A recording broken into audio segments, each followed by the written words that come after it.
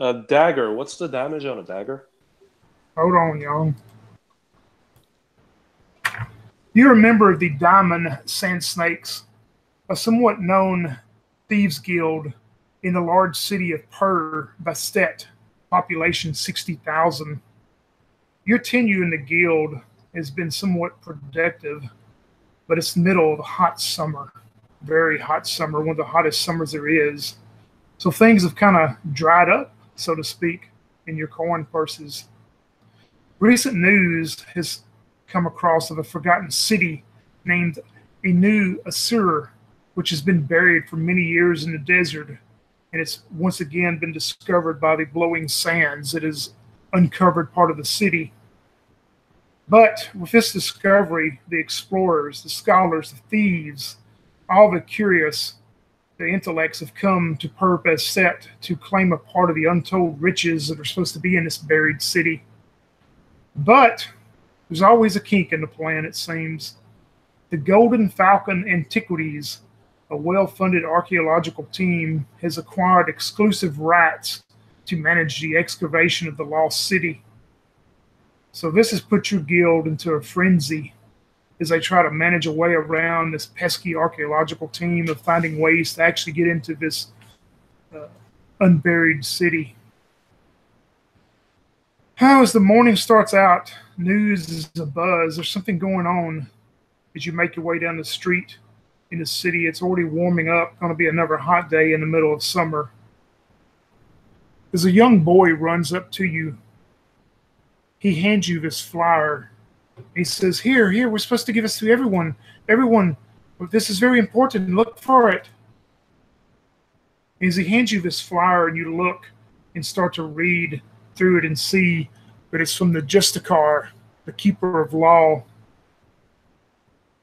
We go to you, Crystal, and tell me, who is your character?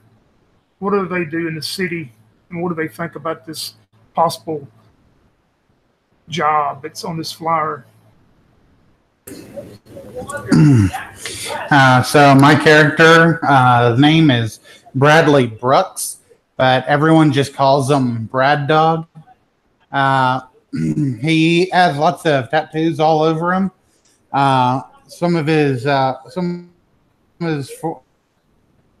infamous ones is left shoulder, sort of shoulder blade area is this big patch of what looks like sand, and it looks like a white snake, a snake maybe covered in diamonds, crawling through that red sand. You know, letting everyone know exactly who it is that he's affiliated with, the diamond sand snakes. A couple more, you know, like a skull on his lower right, and his most famous kind of tattoos are on his biceps. Bicep, it reads in Old English text, Brad. And on the left one, it reads in Old English text, dog, letting everyone know exactly who. He carries a big sword with him and has this cape, almost looks like it's shimmering gold color that shines on his back. He receives this letter and kind of scoffs a little bit, thinks, another rich man dead. Well, they say that rich men or family are always willing to hand out money. I wonder if there's someone who's looking for a killer. I bet I can make a fair bit of gold off something like that. And he takes the note and he crumples it up and places it down into his pouch. Show it to show it to. As he grabs his sword up and holds and slings it over again towards his destination. Young, we jump over to you as this young boy or young girl runs up to you and hands you one of these identical flyers. As you're looking at your dagger and observing it, you recall that it's going to do 1d6 minus 1 damage. So tell me about your character and what he thinks about this flyer and maybe the prospects of getting him some coin in his pocket. The boy runs up to a portly. I'm sorry. The boy runs up to a. Whoop. He's holding a little baby, and he's gonna come back to the boy a little later. All right. I'll come back. Yeah. I'll go with Daniel. Daniel, you tell me about your.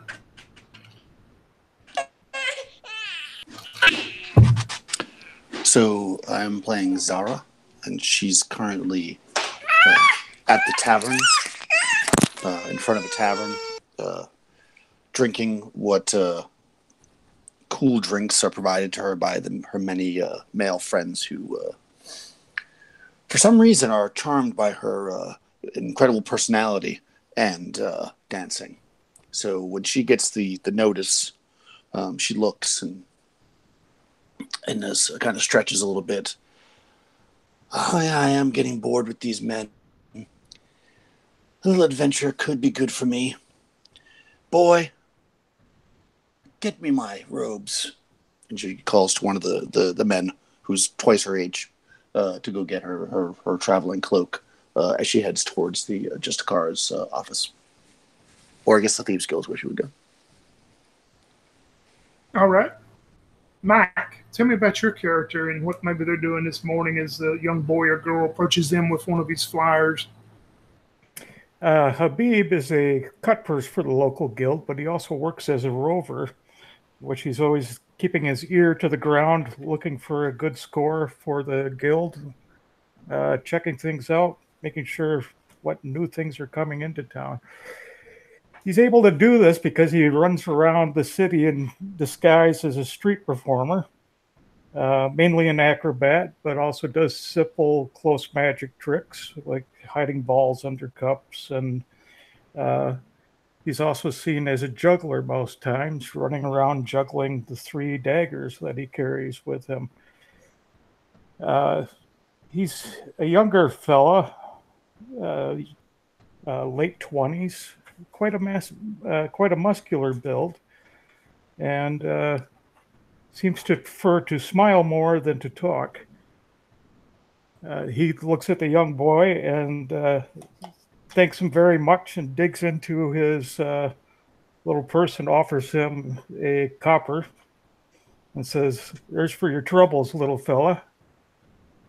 And he's trying to remember where some of his compadres are, that he can discuss this with them. He does know where Zara's hangout is, and he's going to make his way over there. Sounds good. As we go back to the assassin that is tending to a young child, as the other young child approaches you and hands you the flyer.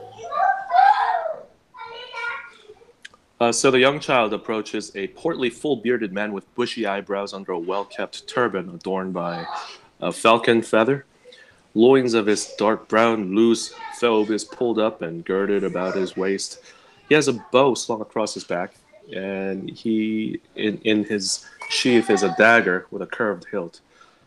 He sees you.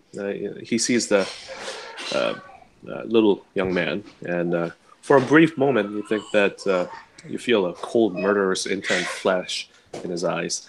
The moment passes, and he smiles warmly and says, "Salam, brother.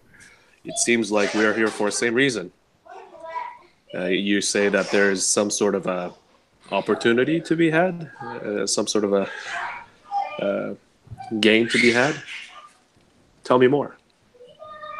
The young boy looks up at you with these very wide eyes, and he goes, "A good sir, I don't know. We were passing out these flyers all over the town. The Justicar's office has asked us to pass these flyers out. Someone has killed one of the high councilors of antiquities, and anyone who can bring in the culprits will be rewarded. It is reported they have left somewhere by boat on the sea channels. But I've got to keep passing out flyers." And you see the young boy take off running as he's just passing flyers back and forth to everybody in the city. But as you four begin your morning and receive these flyers and know that it's probably best to maybe go and meet down at the Diamond Sand Snakes at the guild, you make your way down there. And as you four approach at the outside and see things are abuzz in the city, you see a lot of the city guards that are running down to the wharf district where the boats come in and out. You see a bunch of them hitting that in that district. You see an old man sitting outside of the building where a lot of times you will meet for your guild. And you know this man is named Old Bedezer. He used to be one of the higher ranks of the guild, but due to age and things and injuries, he's not much anymore. He just kind of moses around and comes back and tells old war stories. But he's sitting outside this morning as you approach. And as you four gather there, he looks up at you and he goes, well, if you want to make the money off those flyers, and he holds one of them up that he has gotten also, I wouldn't go down to the water. The man you're looking for is not going to be at the water. Do you want to know why? I always want to know why. Brad Dog says, I would guess because, A, it's going to be the most obvious place. It's going to be crawling with the guards. Wouldn't be any reason to escape that way. But maybe I'm ignorant. Well, sometimes ignorance is good, but sometimes it's not, young one. He looks back towards Zara and he goes, you are one of the mind who studies things of the mind more. That's good, because you're probably going to need it here where you're going to have to go. But let me let you read my mind for just a moment. This morning, I was coming down through the Leopard Gate, which you would know that's one of the main gates that leads out of the city, of the south of the city. Well, I saw a gentleman on a horse. He seemed to be in quite a hurry to get out of town. But I tell you what else I noticed about him. He was dressed like a Tamashki nomad. And I knew that was out of place this early in the morning.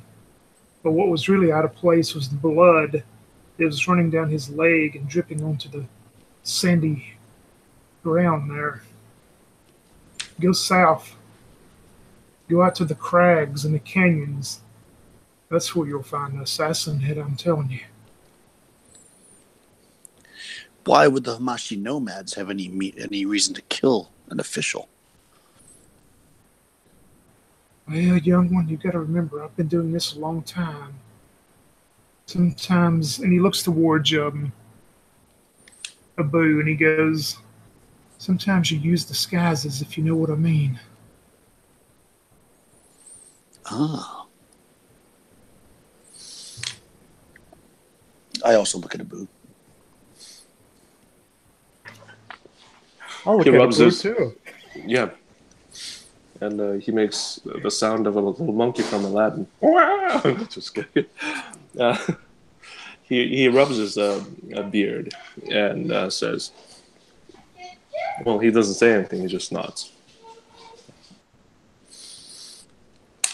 Yeah, I'm telling you, if you go out the South Gate and go out to those crags and canyons south of town where nothing stirs except scorpions and, of course, the sand snakes, that's where you're going to find him. Would we know how far away that is, roughly? You would know roughly it's going to take you probably, depending on if you go on foot, it's going to take you, of course, longer. But if you go on maybe horseback or camelback or something like that, you could probably get there in this area where it starts getting craggy and all that, probably 20, 30 minutes. Oh, okay. Yeah, I have a horse. So I look at the others and I say, shall we, gentlemen? So let's do it. It sounds like a bit of fun. Get out of town for a while.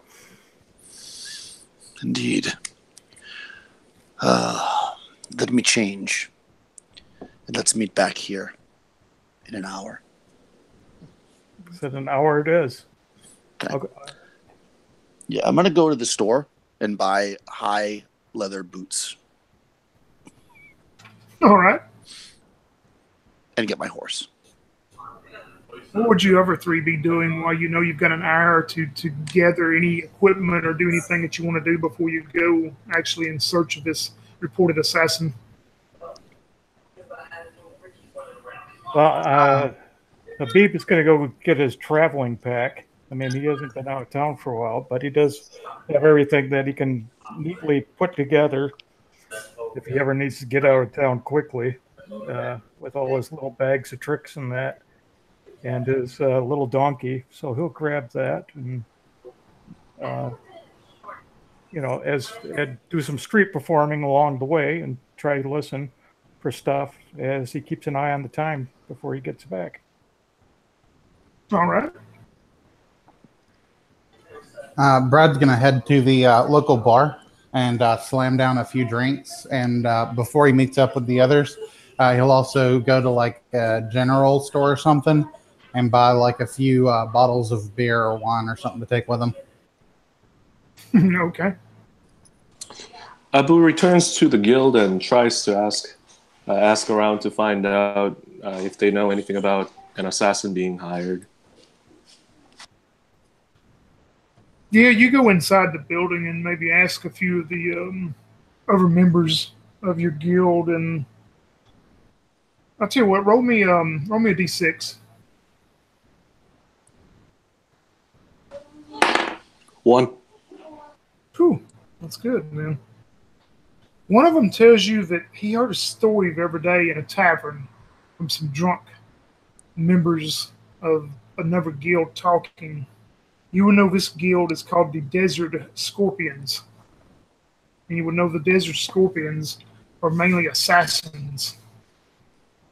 And he overheard some talk of some big operation coming up very soon that they were going to be involved in, as they were talking with their drunken state of mind. But that was really all that was said. Okay. He goes back to his quarters. He rips off his beard and removes his turban. I'm sorry, and basically removes the padding. And you realize that he's actually not a man, but he's actually a woman. And he puts on his veil, more skin-tight clothing, and comes out and looks for the other guys. Yeah, roughly the hour passes as you four gather back in front of the guild. And old Badizer, of course, is gone by this time. But he's gave you what information as you gather back and have your bounce or whatever to head out the south gate. The day is warming up very, very hot as you begin your trek out the south gate. Yeah, I'll go to the well, but obviously when I get my horse and fill up my water skins and meet the others, I also have an umbrella. All right. I won't have any premature aging with all the sun on my skin. All right. Shall we go, gentlemen? And I give a quizzical look to Abu. Before you see Fatima, she's a slim little woman, and she says, Abu, excuse me, Abu sent me to go with you guys.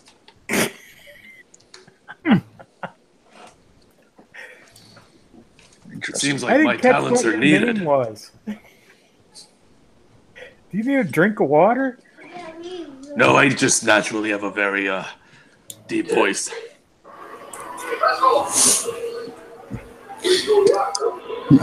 Brad is finishing off one of his bottles of beer that he had bought, and he throws the bottle just kind of behind him.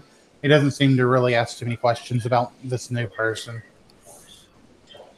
Even though he's drinking, he doesn't really seem to be necessarily affected by the alcohol. You know, he might drink a lot, would be the guess. All right. I start heading out towards the crags. You know, assuming everybody's going to follow. Yep, you four begin, and you head out the south, what's called the Leopard Gate, out south of town, going toward the crags and canyons. And as you begin to make your way, about 5 minutes into the journey, you start seeing very easily some drops of dark on the sand, where it's dark in the sand. And you see ahead of you, looks like appears to be some kind of rags or part of a robe or something. And sure enough, as you get up there, you see pieces of robe that have been torn or cut off that is covered in blood and stuff as you continue to make your way and follow yourselves into the crags. Bandages, possibly. Looks like it to me. Looks like someone got hurt in the exchange.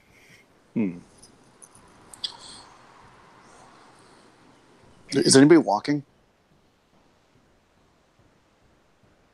I'm on donkey. Okay. Nobody's on the ground, right? Okay. I forgot to mention that he would have gotten a camel. Okay. All right. So yeah, if nobody's walking, I won't do anything. She's not that much of a boss. What I'll do is I'll walk up to some of the rags and see if I can get my horse to like stomp or kick them so they go into the sand, so they're a little bit less obvious that they're there. Basically, trying to obscure the trail that we're following. Perfect. Yeah, sure. You can do that. No problem at all. Yeah, Habib doesn't so much ride his donkey as he does stand on its back. So he's always standing up there. And if he gets really bored, then he'll start juggling. Yeah, and you continue on as you following what you think is a pretty fresh trail. You see the heavy prints in the sand from the horse that has probably been galloping at a very fast pace. And you still see these drops of red blood that have dotted the sand, even though they're not as fresh as they probably were early this morning as the assassin left the city. But you continue on, you see some more of these cut up pieces of robe and rags and stuff that are got blood spots on them that are just falling off into the sand. Are you going to stop and try to cover them all up on your way? Is there? No, I mean, I'm going to, like, if there's, like, the first 500 yards of them, figuring that if that'll hopefully obscure people from finding the trail. But I don't want it to be so slow either. Right. As she does this, Brad takes another beer out of his backpack, and he pops the cork off and just throws it behind him. Okay. You four continue on probably for, like I say, almost 30 minutes, you would think, as you get into the crags and stuff, where it starts getting a little hilly and stuff and rocky. And you start, seems like you're going up a pretty steep trail as you're following these heavy imprinted horse hoofs. And it seems like maybe the animal's been stumbling some or something. It's the way you can look at them and tell the horse maybe is in some distress itself. And you start going up this very steep trail, and just ahead, very visible, but you've never, maybe if you've been out here before, you never had noticed it really, but you see what appears to be a partially collapsed tower that is standing above at the end of this steep trail that you would think is some kind of an old tower, but used to be here as some type of old watchtower or outpost or something that partially looks like it's collapsed. And it appears that's where the horse tracks are leading to. Okay, so as soon as we see it, I'm going to stop, the party. I'm assuming I'm in front since I said that one first. And I'm going to call and say, acrobat, perhaps some reconnaissance? Hey, yeah, I can do that. And he hops down off the donkey, and he goes, how good do you want this recon? And I always like a good show. He said, excellent. He starts juggling as he walks in reverse towards the tower, and then starts dodging in and out of the cracks in the crags. And right before you start going to the tower, everybody make a save for me. Crystal, you will have a -2 to your save. Okay. When Brad sees this guy like walking backwards and juggling, when he's out of earshot, Brad's going to say to the witch here. So the plan is that we go when they kill him, right? That's how we'll know they're there. She just smiles. Is this versus spells? No, it's a Constitution-based save. Then I failed. I passed. I rolled a 15 minus 2 is a 13. All right. You're okay, Crystal. Anybody else that failed theirs with a normal save, note down that you're going to have it's so hot. I mean, it's horribly hot today. And even though you're not wearing any type of armor, the heat is already getting to you. Everybody just note that you'll have a -1 for the rest of the day on any kind of rolls as far as to attack, to hit, or any kind of saves. You'll have a -1. Was it D20 that you required us to roll? Yep, straight D20 and get your saving throw. 5. Yeah, he fails. Yep, so just make a notation on that if you failed. Brad Dog is staying well hydrated with his beer because, that's how alcohol works, right? Yeah. Evidently he is, huh? We go back to you, Habib, as you go and start making your ways in and out of the deals to try to sneak up and get closer to the tower. So roll me a d6. Okay, that would be... am I wanting high or low with the... You got a 3 out of 6 chance. 3 out of 6 chance? Yep. But is that with the +1 for my boots? Yeah, I added your +1, yeah. Okay, yeah, I miss. How about, what'd you get? A 5. Yeah, you start walking up there, and maybe you were mesmerized by this old tower or whatever. I mean, you've never seen it here before. And you're watching it, and you walk out into the open, and then you realize that there's 2 figures that are standing outside of this tower.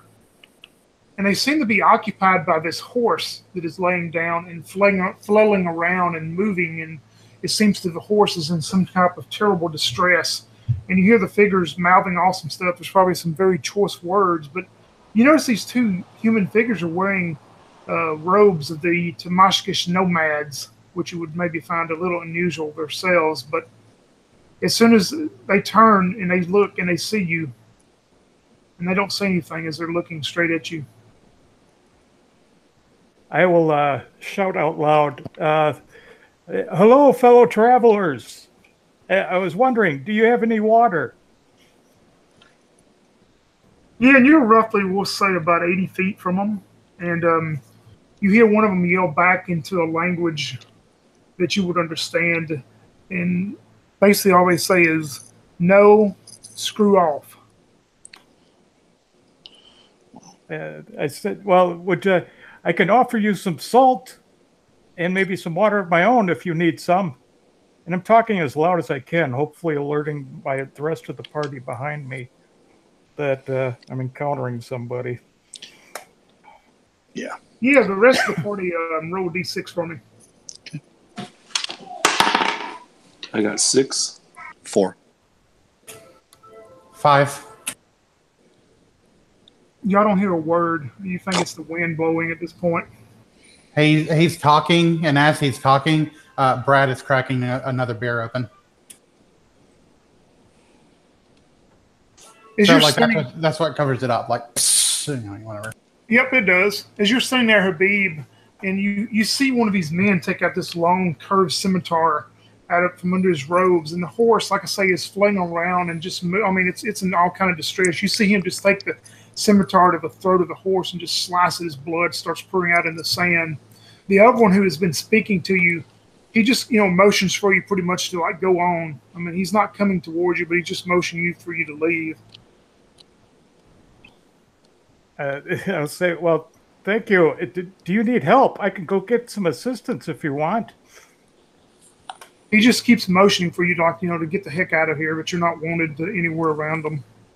Okay, I'll skedaddle. All right.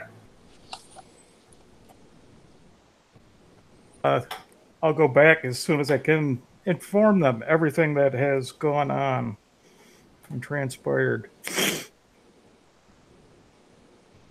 They're killing their horses, Do you think that's where the killer is? Well, I'm pretty sure it's whoever we're tracking is. I mean, okay. Brad will get off his horse, and he takes the broadsword from the horse and slings it over his shoulder. And he's just going to start walking towards the fort. And he has a beer in his other hand. That's not his sword hand at the moment. So I look at the others and I say, perhaps the blood we saw was that of the horse, not of a man. That would be Abu my looks guess. up and says, "So you think they're killing the horse to throw the trackers off their scent? Is that what you're saying?" No, good woman. I think that their horse was injured in the escape, and they're killing it to grant it peace. Yes. Oh, he nods.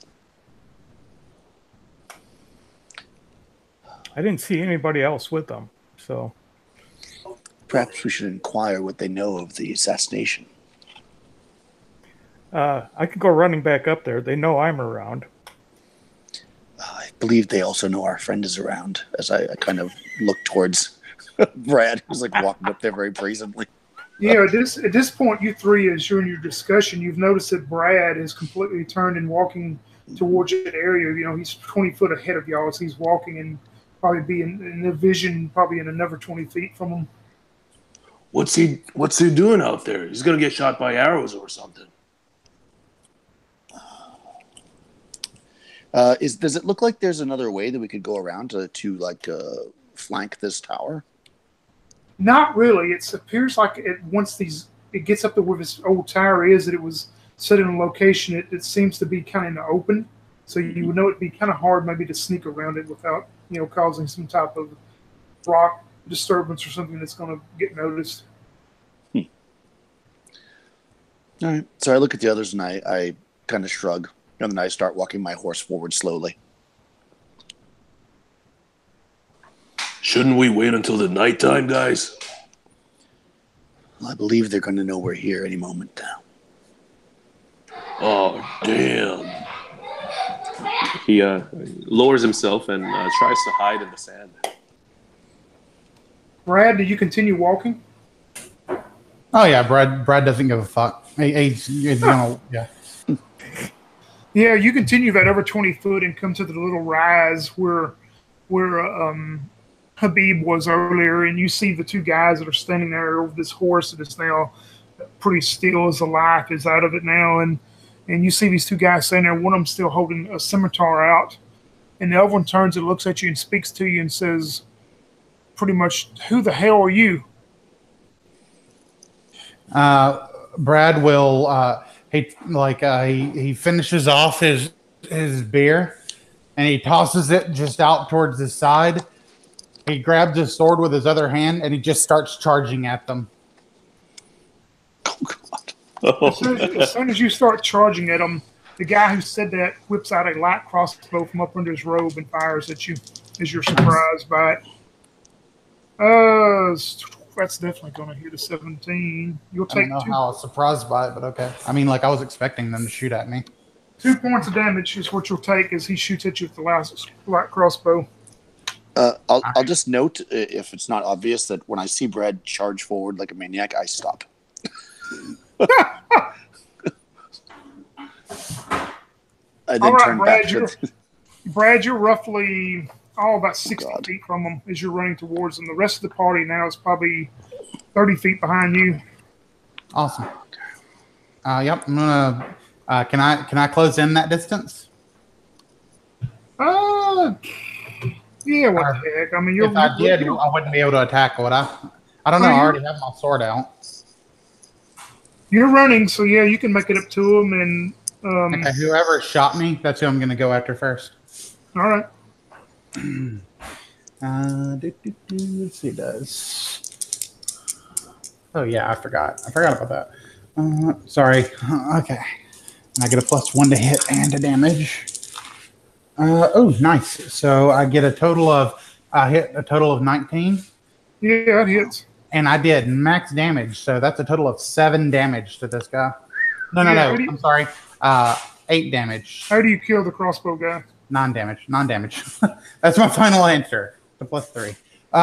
Yeah. So I just bring my sword. I charge in, and I'm trying to decide my target. But when I see that crossbow come out and it comes in and slams me in the shoulder, that just verifies exactly who I'm going to kill first. And I just come in with a roar, and I bring it down straight on his between his shoulder and his neck, that huge broadsword of mine.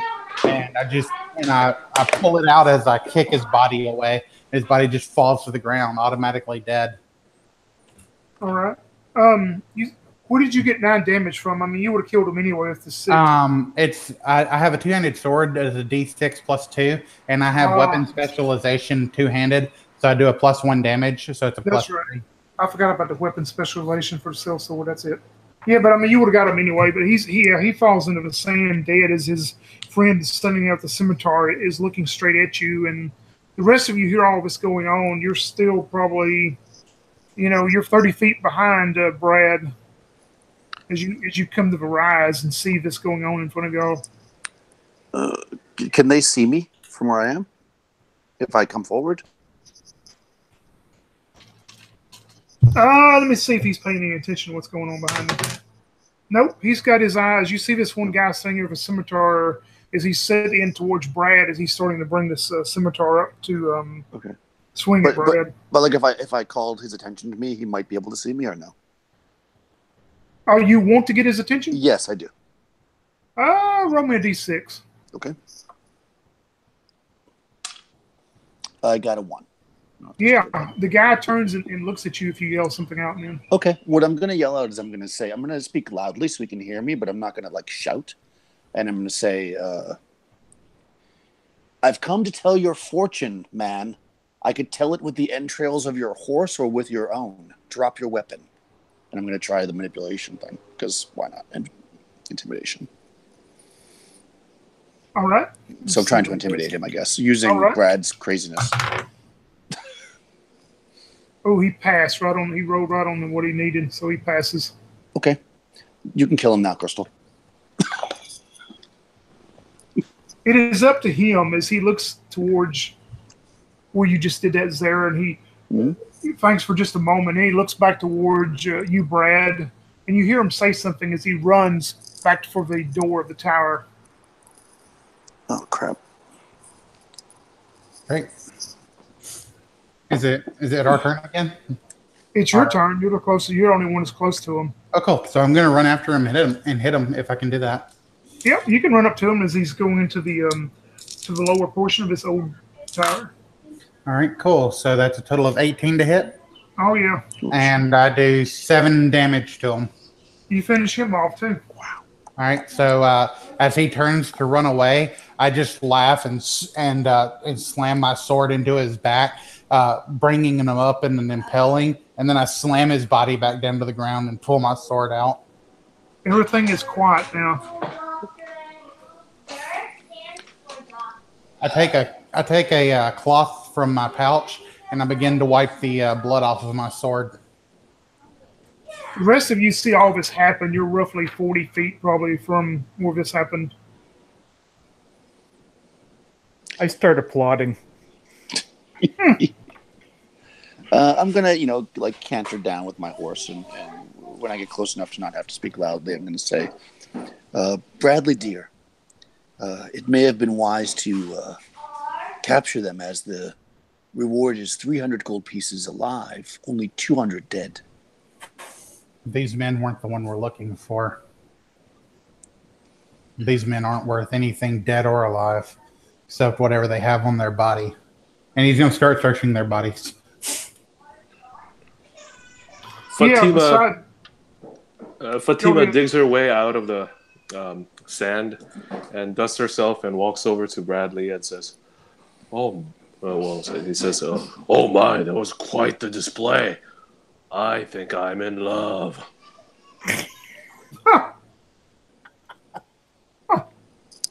Bradley thinks that he may need a few more beers first. Considering that she has about, 8 charisma, I think that's a good choice. Yeah, Brad, as you begin to look over the bodies, the The one had a light crossbow and some bolts and a scimitar, and the other one had just a scimitar. And you also find between the both of them, you find 13 silver pieces. Okay. Since I killed them both, I'm just going to take those 13 silver pieces. I'll also go ahead and take that light crossbow if no one else wants it. That if anyone wants it, he'll offer it, but he kind of does want it. I'll ignore Bradley and look at the horse. Is the saddle nice? No, it's well worn, and the horse is well worn also. I mean, you can tell that it probably lost a lot of water weight as it was run very heavy out here.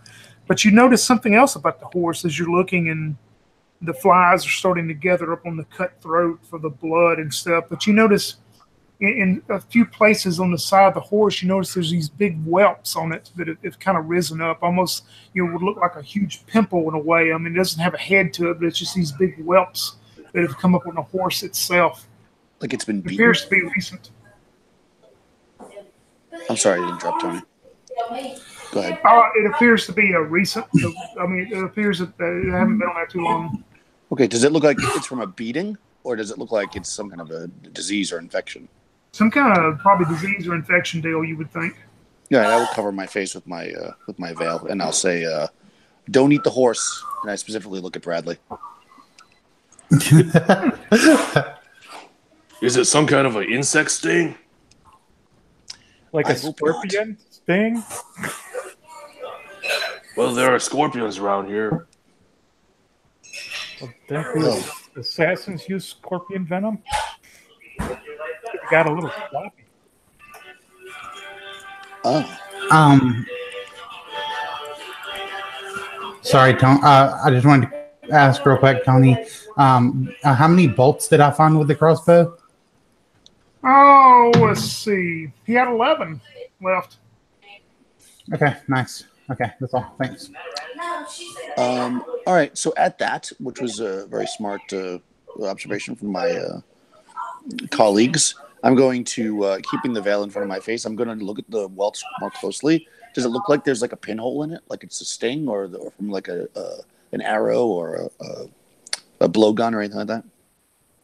Yeah, if you get down close and look at these, it would appear it was some type of probably insect sting or something like that. It doesn't appear to be man-made.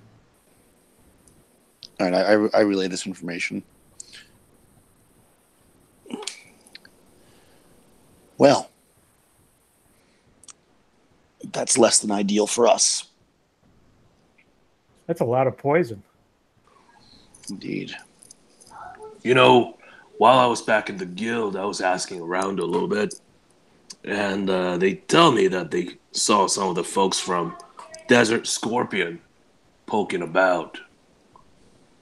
You know how they are. They usually use the scorpions and scorpion venom to kill their prey. So maybe I'm thinking they're involved here. What do you think? Yeah, Habib pulls out the piece of paper that he got from the boy earlier. Goes, didn't the Justicar say something about they were killed with scorpion venom too? It seems like a lot of things are adding up. This tower we've never seen before. Perhaps there'll be some clues in here. And I look at the door. Okay, I'll go. Habib takes the key and goes up and kind of peers through the door a little bit, and then tries to skulk through. As you peer into the ground floor of this old, partially collapsed tower, you see just plain stone walls that are pocked and scoured by sand, and there's kind of a layer of sand across the floor itself. And you notice a tarp is hanging in one of the side interior of the deal, and then you notice a ladder on the opposite wall that appears to go upward, and it would appear that the inside is roughly maybe 10 by 15.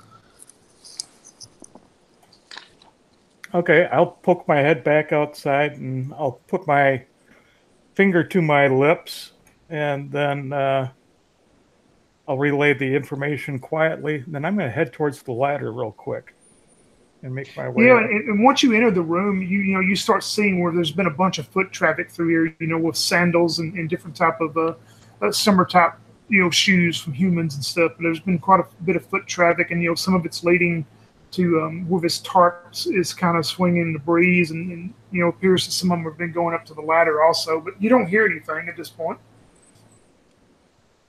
Okay, I'll quickly peek behind the tarp then. Yeah, when you pull the tarp, the curtain, or whatever behind it, you see a smaller room. It appears maybe just to be like maybe 5 by 5, maybe like a little storage room. But you also notice something else over in the corner of it, behind this curtain and this tarp. It appears there's like a trap door in the floor. It appears like it would lead downward. And I'll back out, and then I'll just pop my head up the ladder a second. Yeah, and you maybe climb 2 or 3 rungs up there where you can kind of look up, and what you see up there is you see an old crate. It looks like an old wooden crate that someone has set to use as a stool or a chair, and so it looks like a couple water skins laying up there, but you don't see or hear anybody. I'll go up further and I'll grab the crate and the skins. Yeah, when you go up, I mean, it's a wooden crate. It's probably 3 by 4 or something. I mean, it's kind of bulky, but it appears maybe this was some kind of lookout where someone would come up and set. Because once you start looking out, you can kind of see the overlooking the canyon and the crags and the trailhead of where you come up from. Okay, I'll take the skins and I'll go back down the ladder and back out front with my. Yeah, friends. the water skins are both of them are about half full, roughly. You can judge. Said, well, looks like the main floor is empty. There's a trap door in one of the back rooms that looks like it's gotten some traffic. I see. And I'll relay all the details to them. How many water skins are there? And I throw one at Fatima. Just one? I wouldn't drink that. That's a good idea. He sets it down. Do you pick it back up, Habib? Yeah, I'll pick it back up. Yeah, I was gonna say. They look quite different, probably from the water bladder that I'm carrying. So I won't get confused with it. I'll put it up there in case I need it on my donkey's back. So this talk of water has made Bradley thirsty, so he pulls out a beer. All right. So I'm going to, throw my horse lead around something so the horse doesn't walk away, and take off the saddles a lantern, and I'll look towards the door and I'll say, I'm guessing it'll be dark down the trap door. And then I walk in. And light the lantern, obviously.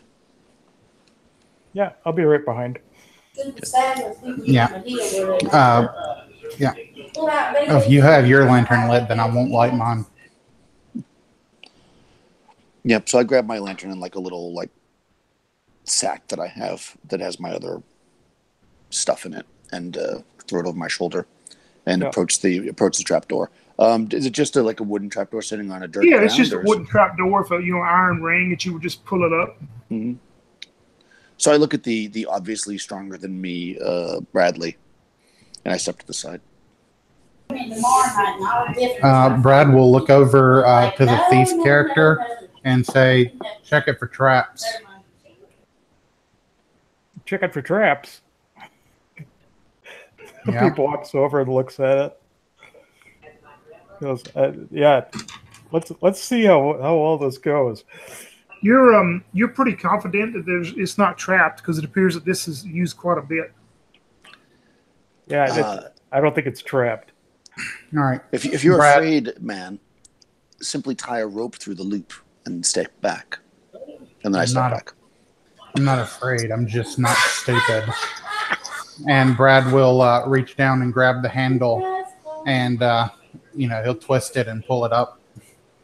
Yeah, and it opens right up. I mean, it's for you, someone your height and size and strength, of course, you pull it right up, and you're peering down into another room that seems like maybe was a cellar, or it's maybe the bottom part of this tower, but it's sunk down into the sand, and it looks like it's about the same as the main room you come in, maybe about 10 by 15 or so. And what you can see from there's enough light that is coming in, dim light. It looks like there's stuff on the walls as far as maybe paintings or graffiti and stuff. You don't see anything or hear anything. No. Okay. I told you there wasn't traps. I have a small mirror. If I take that out and like kind of put it down in the hole a little bit and like kind of look around, can I see anything else that we don't see already? Yeah, you start to put that mirror down where you can look, and you see it appears that it is some kind of graffiti, maybe drawings or old graffiti has been painted on the stone walls of this room. And then something you did not see before is in one corner of stuff you see appears to be an old blanket. It appears to be very old and maybe tattered and torn, but it's piled up in one of the corners of the room. Brad will put his mirror back and he'll tell them there's a pile of old blankets in one corner. Oh, don't go near it. I suggest you kill the blankets. No, under the blanket, they could possibly hide some scorpions or something. Yeah, Well, I'll go check. thinking something like that. Before you do, Acrobat, Tony, if I use the mirror, if I borrow Bradley's mirror and I look down there, can I see the graffiti enough to make a Forbidden Lore roll, or would I have to go down there to do it? Yeah, go ahead and make that Forbidden Lore. Okay, or I mean, I guess you're supposed to roll. Doesn't really matter, I suppose. I have a 1 or a 2. Oh wow, Young and Daniel. Man, the lore that they learn just sucked them out of this world. Cthulhu got them. Yeah. There we go. Wow. Young's back. Those are potent glyphs. Oh. He had to open a void to another world. To draw It said I was removed from the call. Who removed me? Nobody, you and Young Nobody, both you just dropped at the same time. It said we were removed from the call. All right. So anyways, Yeah, same with me too. Now, you Wow. had to like open a portal to another world in Yeah. order to get this lore. No, I rolled a 6. A 6. Yeah, and you just appears to be maybe you think kids coming in here and painted graffiti on it at some time. Okay, good. So that's good enough for me. And I will say, okay, it looks just to be graffiti from some vandals. And I hold the lantern out so that it can be seen down there. If he wants to climb down there, I'll provide lights for you. Yeah, Habib will go down, no problem at this point. And he'll take out one of his daggers and he'll go over to the rags in the one part of the room and gently starts probing them a bit and then start lifting them up with the blade. Yeah, you go in. When you get closer, you can tell it's an old blanket, an old heavy blanket. It's tattered and got holes and stuff in it. It's piled up. And as soon as you put your dagger down there and start putting under it, it starts moving and motioning just a little bit as you pull it up with your dagger. And all these sand fleas and camel fleas just fly out. Make me a saving throw.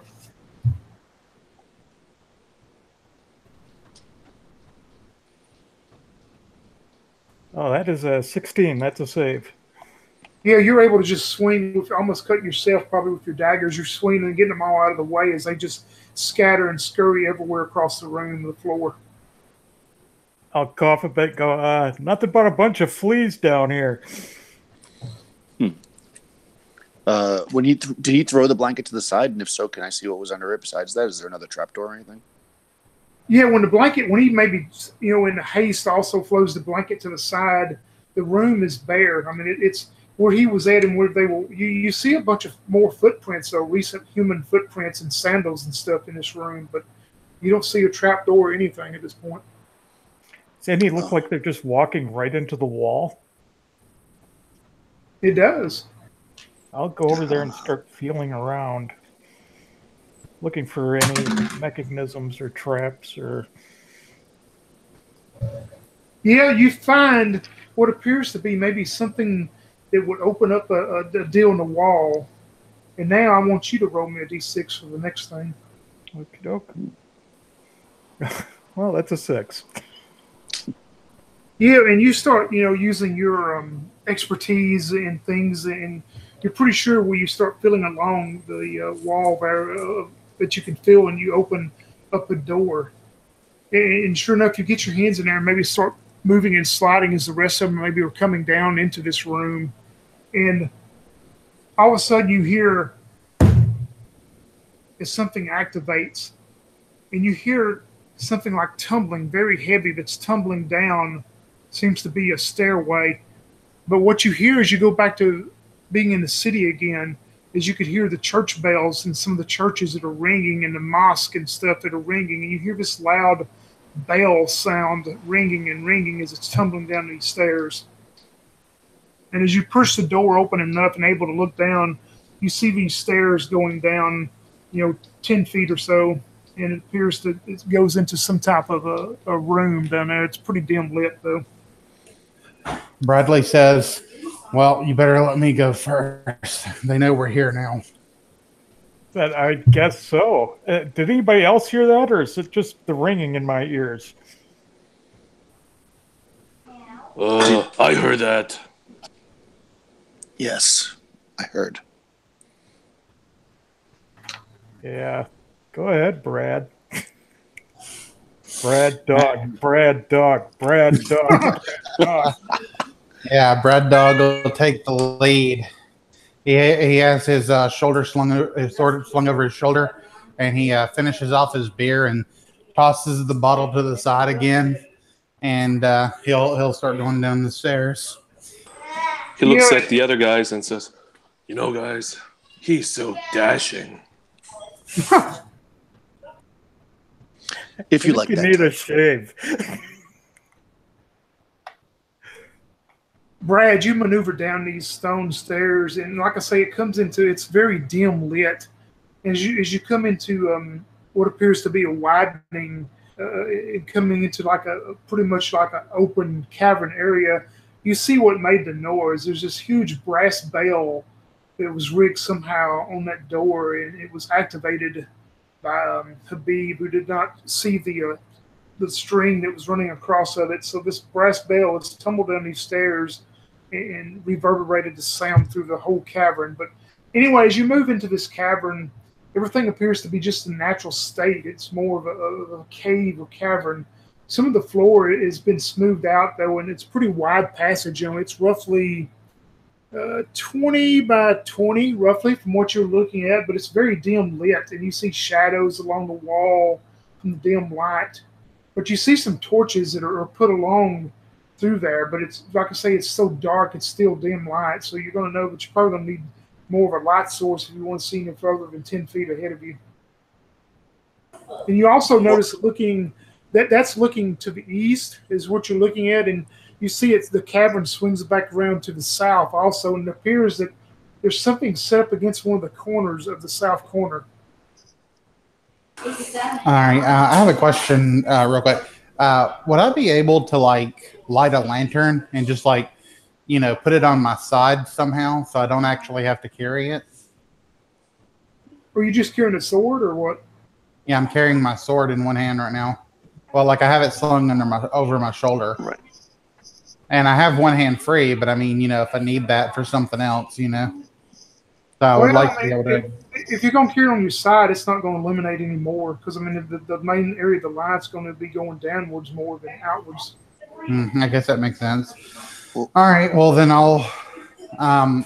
Does the mage still have her lantern out? Yeah, I have a lantern. My lantern is lit, and I step down behind you. Okay. With it. Can I see better that if she's kind of behind me? Yeah, I mean, if you're going to move along without any type of light source yourself. I'm thinking about that for now.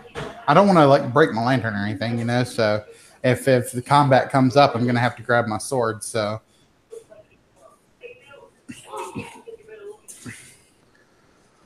I suggest we all grab torches I'm glad to hear Oh from yeah, you. like how far is Tell the you closest about torch? Jesus' mom. It would appear that it's probably about 10, 15 feet in front of you. These two torches that are one on each side of the wall. Okay, cool. So I'll move over and can I take one out of the wall?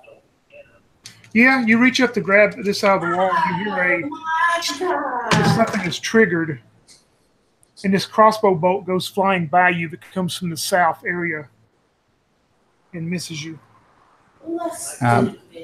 Brad will say, "Be careful," and then he'll look over towards the corner where that what was it that he sees in the corner? You said On the south corner, the south area where you haven't walked yet, you appear to be something maybe leaned up against something. You haven't really, nobody's really went over there yet. I told you all these years. all right. How close will I have to get before you can see it with the lantern? You'd have to move about 10 feet where you could maybe put enough light source in there. All right. So I say, move forward, and I shall illuminate the area. I have that torch now, right? Yeah, you gotta grab it. Okay, yeah. So I'll move towards the towards that area, but I'm gonna make sure while I'm moving there, I kind of want to hold the torch a little bit low. I want to watch the ground and see, if I see any like stones that kind of like stand out of the floor or anything like that, I'm gonna kind of like avoid them. What is Fatima and Habib doing as you are noticing these two move that way? I offered to check ahead if they want. I mean, and I move aside and let you. I haven't been doing so well before, but I am a street performer. I'm not usually up to this type of thievery. Fatima is following in stealth. She's trying to be as quiet as possible, but she's behind Habib. All right. As you, Bradley and maybe Zara, are illuminating this area, you can see what is leaning. It appears that this part of the cavern itself naturally appears to go up like 10 feet up on a 10-feet ledge, and you see a ladder, a wooden ladder, much like you saw earlier. There's just wooden ladder that is leaned up against this ledge. It appears like people have been using this ladder to gain access. And at that same time, you hear a click again as a crossbow is pulled, and another bolt goes flying past all of you. But you can definitely tell it come from up on this ledge. I'll go running ahead then. See if I can get under that hedge, under that ledge. Yeah, you can run up under the ledge by the ladder, sure. Okay. Can I throw my torch up there in the ledge without it going out? You can try. It's about 10 feet high, you would think. Yeah, I'm gonna try that. Yeah, roll me D20. You got strength modifier, you can add it. Okay, I do not. Yeah. I got a total of 9. You throw your torch up as you're throwing it up there, and you just probably had one beer too much this morning because the torch hits the corner and falls back down under the ladder, almost hitting Habib. Brad will look at Habib and say, "Throw that torch up there." And I'll take it and I'll throw it up there again. You reach and grab the torch, and at the same time you hear the click of a crossbow being pulled as a bolt slings into you, Bradley, and you'll take 3 points of damage as this crossbow bolt from someone that evidently is up on that perch hidden in the dark somewhere shooting crossbow bolts at you. Do we see this time? Because, of course, the first time we weren't there when Bradley got shot, or almost shot. Yeah, and this is the third shot that's come down, and this one has found contact. You can definitely tell it's coming from somewhere up in the dark up on this ledge up there. I'll go halfway up the ladder and then just toss the torch up there. Yeah, roll me a D20 if you got a strength mod you can add. Oh, it's a 5. You start to throw the torch, and as you do, you see an arm come out with a light crossbow as it knocks the torch out of the air and back down to the ground where all four of you are standing. Okay. I want to run close to close to the ledge there, so I'm under cover of it. All right. And I'm gonna douse my lantern. Is the thief on the ladder right now? He was about halfway up it, right? Yeah. Okay. I get like that. All right. Bradley's gonna run towards the ladder, and he's gonna wait for the thief to make it the rest of the way up it, or either come down before he goes up it. Are you going to tell him that, or are you just going to stand there and look at him? Yeah. He'll say, go up or get down, but get the fuck out of my way. I'll stick a dagger in my mouth and go up that ladder as fast as I can.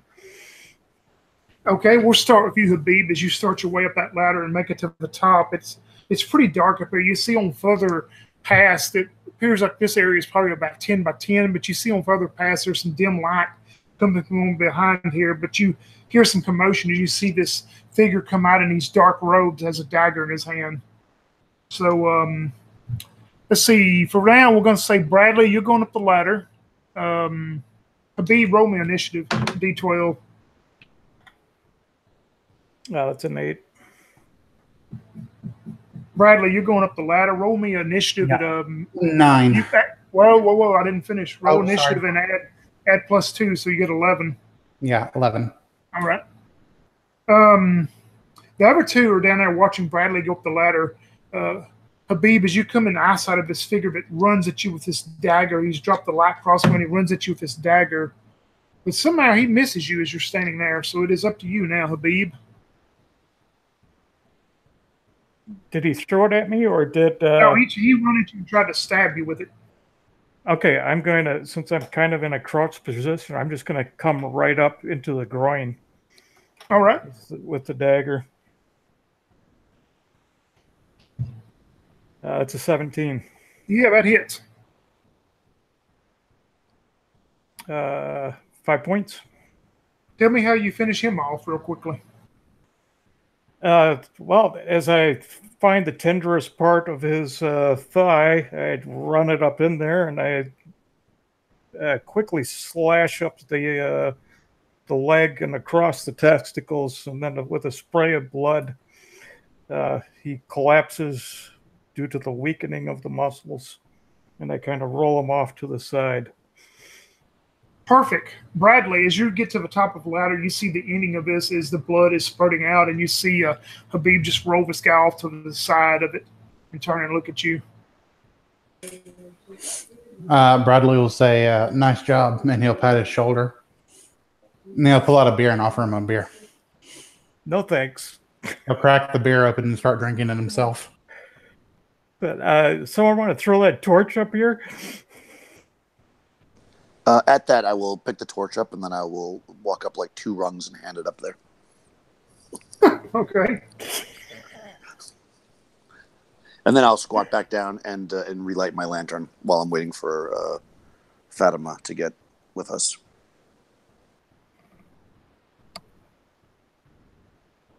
Yeah, I'll take the torch then, and I go, Bradley, you want this, or you want me to go ahead? You seem like a bigger attractor of bolts. Yeah, Bradley will take the torch. He doesn't have any problem with that. Are there any like tunnels or anything up here that we can go through? Any hallways or anything like that? Yeah, Bradley, we'll go to you and Habib first, since you're up top of where this guy was waiting on you. It appears that this area is about 10 by 10. This natural cavern that is risen above the bottom part of it where you were. But as you peer on down, you see a couple of torches in the wall that are giving kind of a dim light. It appears it kind of narrows down. The cavern, about 30 feet ahead of you, appears to narrow down to maybe 5 by 5. It's enough passages you can go through, but it's going to be one at a time. You don't hear anything or see anything besides that at this point. All right. Before he does that, Bradley's going to search the body of the guy that was killed. Yeah, you find that he had a couple daggers, and he also had that light crossbow, and he had 3 bolts left. Mm-hmm. Okay. Did he have any money on him or anything? He did not. Okay. I'll look over at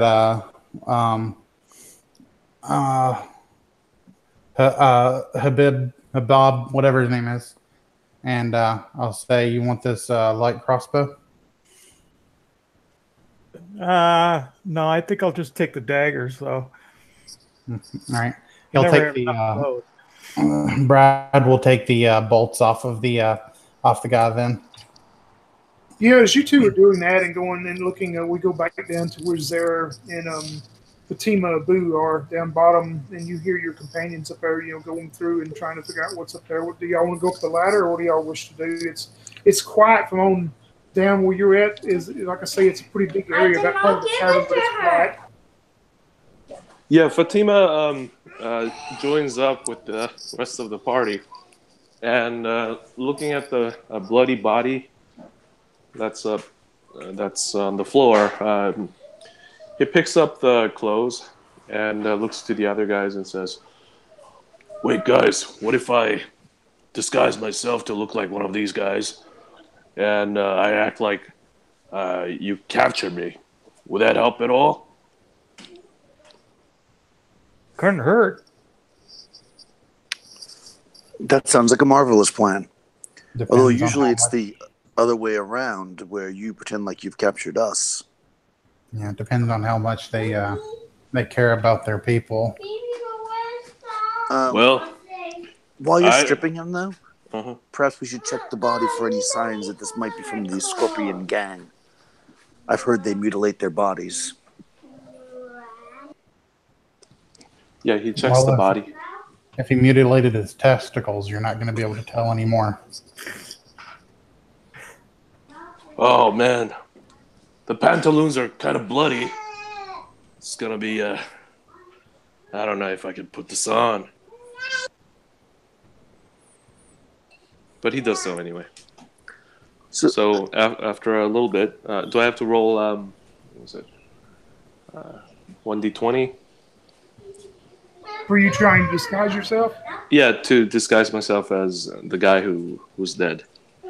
Yeah, not yet. I mean, you get through this, but yeah, you do notice the pants are going to have some blood on them that have sprayed up, of course, through the pants or cells. But as you look at the body and stuff, some of you will notice that it appears that that possibly these are some of the members, if not members of the Desert Scorpions, that they are maybe cult members of a cult called Selket, Selket.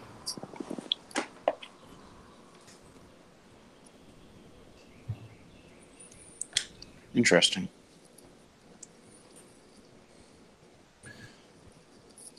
What do we know about them? Anything?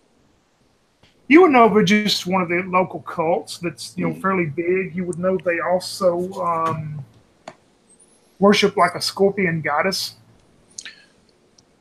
Okay. Do we know of? And maybe I can roll if I need to. But did they do any kind of human sacrifice or anything? Roll your forbidden lore deal, and I'll give you a +1 on it also. So it'll be what, 3 out of 6? Oh, which I needed because I got a 3. You would notice from stories maybe you've read or actually heard from other maguses that you've talked to that it is common. Sometimes they will try to do a human sacrifice. That is true. Okay, so I say, I say this to the group. So have we fully explored this first room, this 20-foot room that we're in? The one that you just come from, downstairs? Yeah, we walked around the whole space, right? There was no other exit besides No. I mean, you could have kept going east. I mean, it kept going to the east. You could have kept going. So it was more like a hallway, basically, but like a cavern hallway. Oh, okay. Okay, well, assuming they told me what they saw up there, and there's a light sword, there's light coming from ahead. I don't know, guys. Do you want to follow that path, or would you like to continue the way we're going? It doesn't matter to me, but if we have to fight a giant scorpion at the end of all this, I'm going to be pretty pissed. It's more likely just a goddess. Yeah, just a goddess.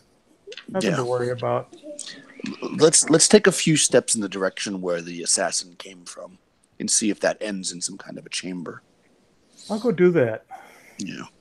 And he creeps down and starts sneaking up. Yeah, you want to continue down. Like I say, it narrows down to roughly a 5x5 space. It's going to be a pretty tight fit. I mean, you can make it, but I mean, you can definitely tell there's been some foot traffic through here. Yeah, I will actually get down on my hands and knees and start crawling. Yeah, and you do for about maybe 20 feet, 25 feet as you move along, and it appears to open up into about a 10 by 10, 10 by 15 area. It appears to open back up, and of course you see these torches that are ever so scattered, but I mean it's just giving dim light. It's pretty dark still down here, but it does open back up into a larger cavern. I will relay that information and get myself. I'll still crawl out into the cavern, and then lay myself up against the wall of the cavern. You want to be on the north or south wall? Let's go south. Yeah, you move along to the south wall as maybe you give the information back to the rest of the party, and it appears now with the south wall as you come into the larger part of the cavern, it appears like there appears to be another one of these curtains or these blinds that is pretty big. I mean, it appears to be about 10 feet across, and it appears to maybe made some out of hide. It's thicker and stuff that is closed, and it appears to go further south from where you're at.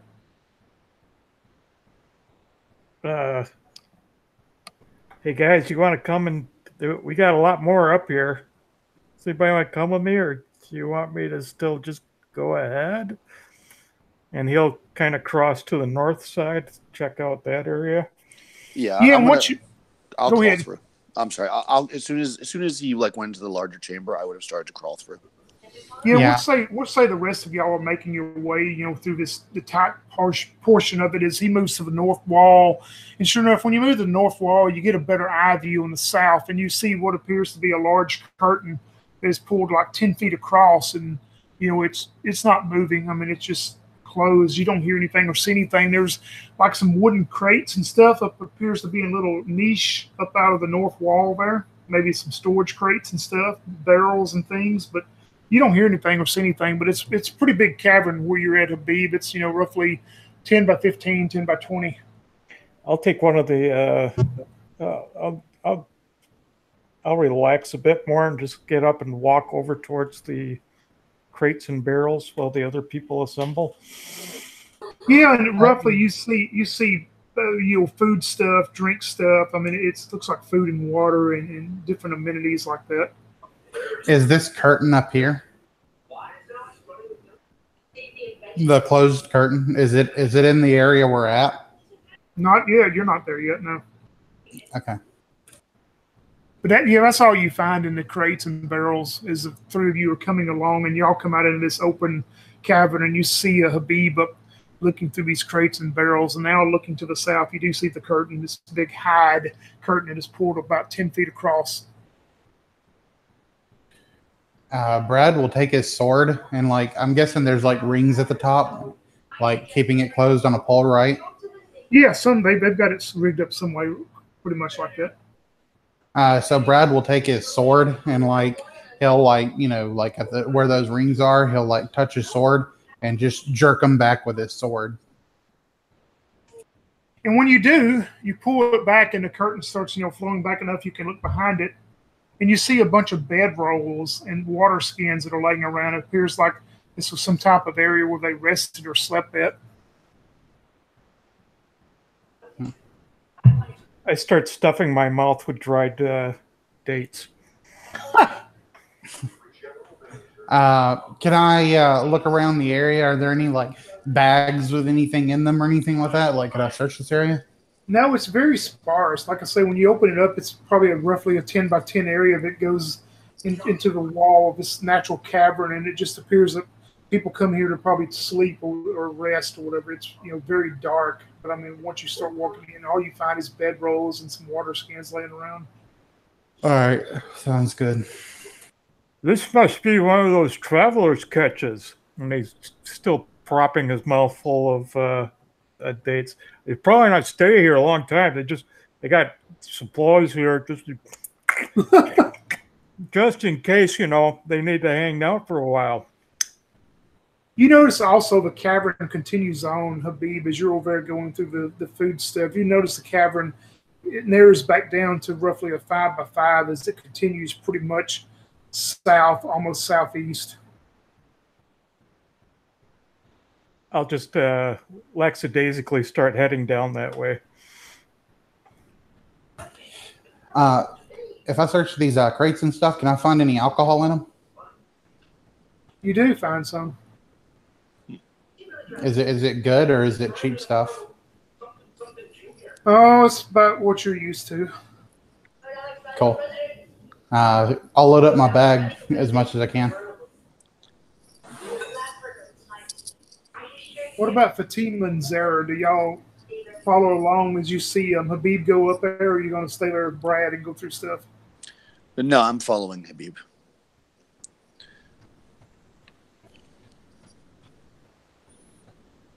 How far, Habib, do you want to be? Do you want to go so many feet ahead of them or not?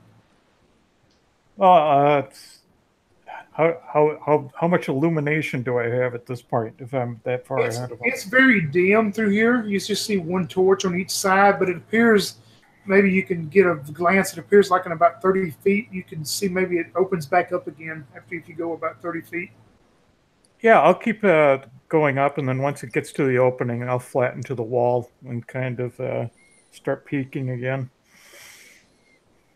Yeah, and you come into where it opens up to roughly a 10 by 10, 10 by 15 area, and it's kind of a little bit more well lit because you're starting to see the cavern.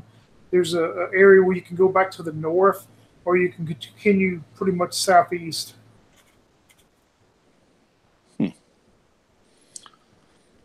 I'll relay that. You turn around and I'm like right behind you now. I spit out my dates. You're good at that. I didn't even hear you. It seems brighter here. So I douse my lantern and I say, carrying our own light source is going to make us a target. I agree. Shall we continue south? Which way do you go south? I'll go with you. You're the smart one. Yeah, I think south makes sense. So I look back and make sure the rest at least see us, and then I follow, a few feet behind. Brad and Fatima, y'all come on out into this more open area. Yeah, and Brad's of course drinking another beer at this point. Yeah, he's right there, guys. Yeah, as you maybe go up a little bit further to Habib and start looking towards the southeast cavern, it's a little bit wider than the 5 by 5. It's maybe a 5 by 10. I mean, it's a little bit. Two of you could walk a pace, but now you notice something else to the back to the north. It appears that there's this very large wooden door that is closed with an iron ring around it. This is after we went to the south, or we noticed it as we're walking to the south? It's as you're moving to the south, where Okay. you move on up enough where you can get a better vision of this room. You probably gotcha. go another 10 feet ahead, and then you see this large wooden door that is closed to the north. So Okay. maybe they're trying to keep something from us. Yeah, I think a door is always a good place to look. Perhaps we should give it a listen. Sounds good to me. Yeah, so I'll go listen at the door as well.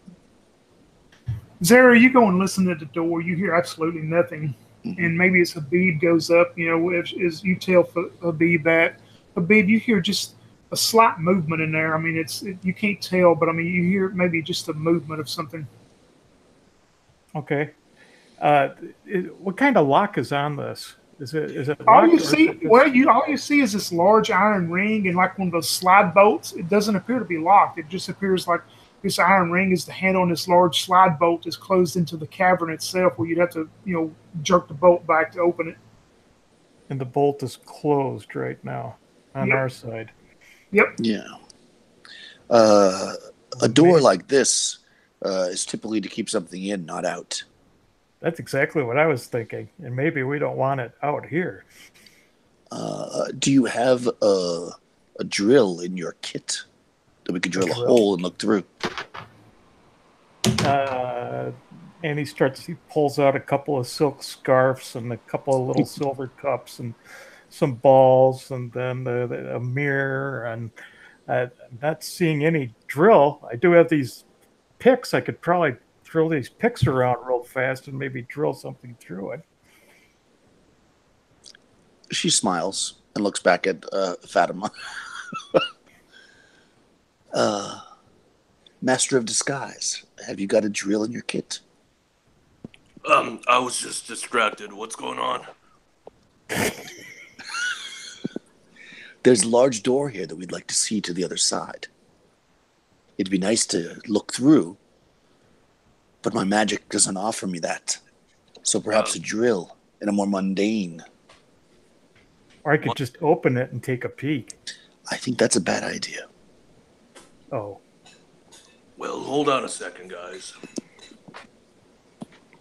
He pulls out a little arrowhead and tries to make a hole with it. Yeah, you could try. You would know this is a pretty thick wooden door. After you start on it, you will know it's going to take you quite some time to try to use that to push through the opening. Would a dagger be faster? Well, let me try the dagger. He pulls out his dagger and stabs the door. So he tries to backstab the door. So I'm going to go to the two of them. I'm going to say, man, and I'll take the dagger and I'll push it against the door and I'll start spinning it like a drill. And I'll do it like a few times, looking down my nose at him, and then I'll hand it back to him. As you hand it back to him, Zara, you hear from behind the door, you hear, is that someone to help me? You hear a human voice, very weak.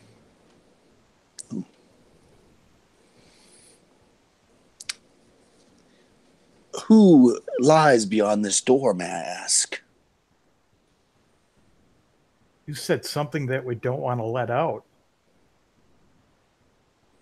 When you say that, Zara, you hear a very weak voice come back. My name is Nafi. I am a merchant.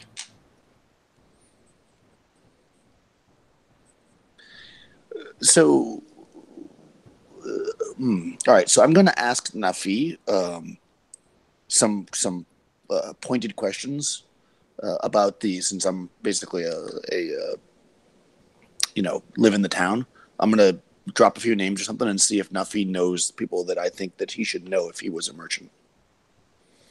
I'm going to say like, oh, do you deal with blah, blah, blah, the wine cellar? And, I'll mention a few people. Does he seem to know these people? Or yeah, he weakly responds back pretty much simple yes and no, but you observe it. He probably does know most of the names and maybe even give you the name of their company. Okay. Perhaps a rescue, gentlemen? And I step back to let one of them open the door. Brad dog, Brad dog, Brad dog, Brad dog, Brad dog. Yeah, she just lost internet. She says she's gone. All right, so Brad dog opens the door. Yeah, Brad dog opens the door. This is what you see as Brad dog opens the door. You see a bunch of crates, barrels, and sacks that are lining the walls of this room. This room appears to be about 15 by 20. You see chip and pitted paint on the walls that indicates something that you don't know at this point. But what you really notice in the corner, sitting in the far corner, appears to be this bamboo cage. And you see a young man sitting with his chin on his knees in the cage with his head down. Jeez. As he looks up towards you and he goes, please get me out of here before they come back. They're going to sacrifice me. I grab either the water skin, if I'm allowed, if you let me take it from you, Habib, the one that we found. I'm already getting the water skin out. So yeah, exactly. And when I approach with Habib, I guess, if you're coming with me, and I tell Fatima, watch the door, and I'm going to move forward to help the person. Yeah, as you and Habib move to this cage, he's behind. You can tell he's famished. I mean, doesn't appear like he's eaten much or had much water. And you give him one of the found water skins, and he just chugs it down, and it doesn't appear to have any effect on him. I mean, it appears to be just normal water. But he starts telling you that about a week ago that he was coming through with one of the merchant caravans through the canyons and the crags here, and he was waylaid by a bunch of bandits, and that they killed most of his merchants, but they brought him here and told him that he was going to be sacrificed for one of the cults. Okay. Well, as he's telling us this, I'm untying or whatever. How is the bamboo cage locked? Oh, you can bust it open pretty easy. I mean, it's all right. I mean, I probably can't, but somebody else can. Brad Dog. Yeah, Brad Dog bust. I mean, I'm not weak, but I'm also very feminine. He tells you that he overheard also that some of the captors here talking about that his sacrifice would go to the scorpion goddess known as Selket, which you've heard before. Yeah. Yeah, that's not good. Okay, so at that, I think we want to get him out of here because there could be some kind of reward. So we scoop him up and, get him out of the room. Yeah, and like I say, you can tell he's been fed just enough to survive on. I mean, and he tells you that he can help carry a torch or something that if you want him to. I hand him a date. Yeah, exactly. I was gonna say we know where there's dates. So, yeah, we can give him a little bit of food, but we probably should. And when we get out of the room, we'll close the door, of course, and lock it again. How do y'all want to proceed back out of the room? Fatima, you were standing there, I guess, watching the door with it open back into the cavern. Is that correct? Yeah. Do you want to proceed back out first into the cavern yourself, Fatima, or how do y'all want to proceed back out? She's gonna run after the rest of the guys. Yeah, but who wants to go out the door first? Is my question. If Habib is helping the guy, like, does he need help, like, walking? Yeah, I mean, he can get along on his own, but I mean, he's gonna be slow, but he can probably make it on his own. All right, but if he seems to need help, then I'll go first, so that Habib can help the guy. Yep. Yeah, Zara, as you walk through the door, you hear the click of a crossbow go off as you're surprised, and you will take 3 points of damage and make me a save as this crossbow bolt slides straight into you. Ouch. 19 on the dice. That should be success. Yeah, and as you look down at this bolt, you see some liquid that is running off of this bolt. But somehow, due to your heavy constitution, you're able to fight off anything else. As you look back down the southeast passage that y'all were going to head down, you see a guy wearing kind of like a cloak, kind of hidden in the shadows there as he's reloading a crossbow. So we'll just go ahead and roll initiative, everybody.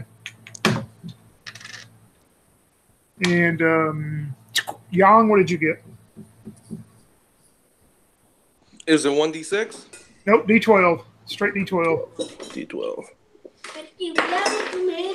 5. All right. How about you, Daniel? I got a 6. Okay. And what about Habib? 1. Nice. All right. Habib is Zara goes on through the door of the opening, and you the rest of them are coming out. You see this bolt impact her, and her kind of let out the gasp, and you can tell it come from the southeast. So lead us off as you come back out into this cavern and see that figure that was described trying to hide in the shadows that you actually evidently see now. Well, I'm going to grab one of my daggers, and I'm going to roll out there and just throw it at him. All right.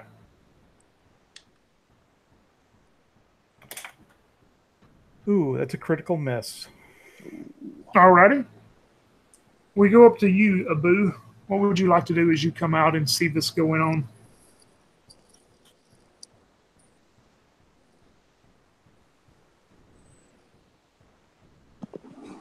My character would like to shoot a bow.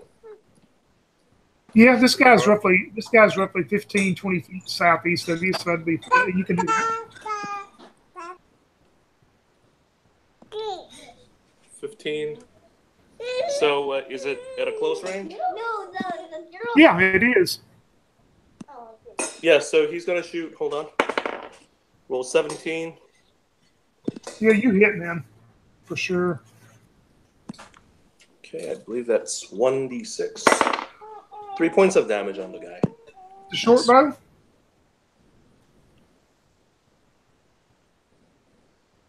Is the short bow young? Yeah, it's a short bow. Yeah, it's 1d6 minus 1, but 3 points. You also get 2 shots, so you can take another shot.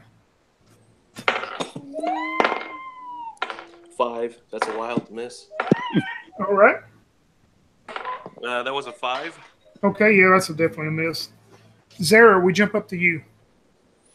Okay, so I'm basically in the doorway, right? I'm going to. Yeah, I'm going to say you come out of the doorway enough for them to come out into the cavern. You know, you probably Yeah. stumble out enough for them to get past you, of course. Can I get back inside the room behind the door? Sure, Or- if you or- want to, you can. Can I do that? And well, I only have 1 dagger. I'm not going to throw it. So I will actually go back into the room. I'll dive back into the room, possibly tackling our rescued person to get him out of the combat as well, if that's possible. But I want to get out of combat. Basically, I want to go into the room. All right, yeah, you can go back in there, and you could take the young boy with you if you want to push Okay. him back in there. That's what I do. All right, this guy has reloaded his crossbows. He looks towards the only 2 standing there in the room, or standing out in the cabin, which would be Habib and Abu. And he fires a crossbow at you, Abu. Whew, a nat 20. That ain't going to be good, I don't think. Let's see.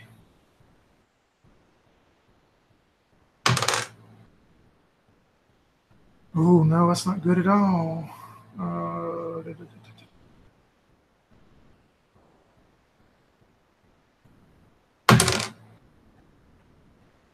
Oh, goodness. Abu, this crossbow bolt goes straight into you as it does 4 points of damage. But the main thing is this bolt hits you directly in your left eye, and your left eye is gouged out. Ouch. You with us, Young? Did you get that?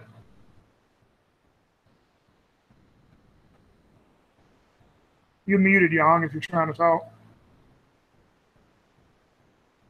He may have done more than take his eye out, evidently.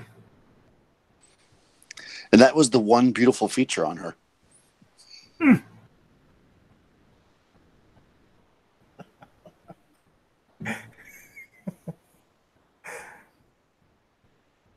Well, we'll come back to Yang. Let's go to the next round as we go up. D12 initiative. Sorry about that, guys. I just got back. Did you hear what happened to you? I think he got shot, right? You got shot for 4 points of damage with the crossbow bolt, but the crossbow bolt was aimed so well it went into your left eye. Your left eye has been gouged out, and that will give you a -2 on all ranged attacks. Oh, that's terrible. All right, let's continue the attack. So he rolls 12. That's -2, 10. No, it's what'd you roll in your initiative? 7. All right, what did you roll, Zara?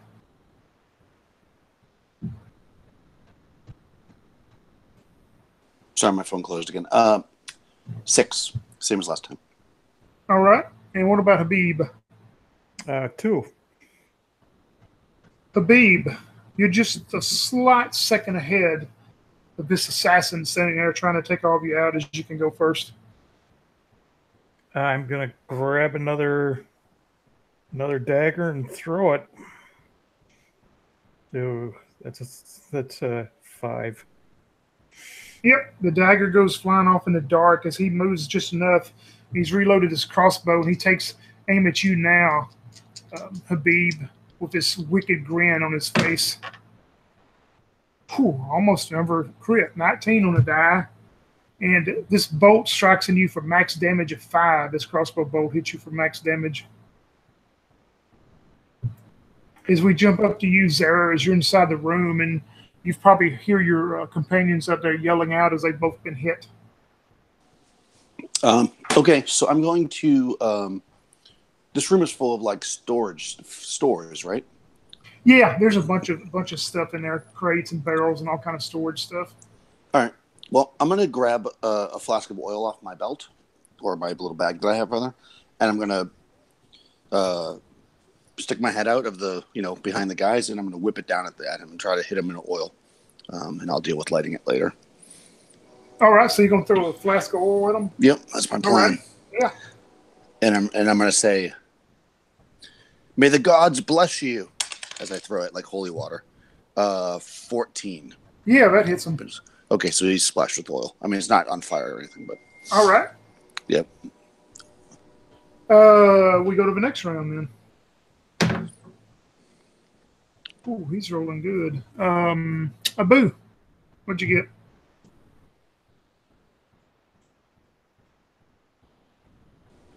Zara, what did you get? 5. I got 4. All right. And what about Habib? 11. Ooh, okay. Ooh, you're doing so well.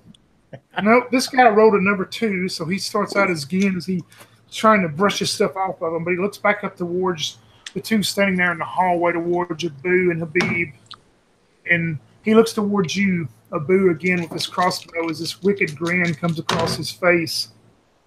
And this time the bolt goes skittering past you as he's going to miss, and it is your turn, Abu. Rolls 3. Ooh, that's going to miss. The second one is 20. Natural 20. Oh, all right. Let's see what you're going to do to him. Great. Let me pull up the chart here. Roll me a D6 first. No, it's 6. Good night. I got 3. Good night. Good night. All right. Let me get to that. All right. Roll me a D10. 2. Oh, you pierce his lung, and you know this is a very good shot.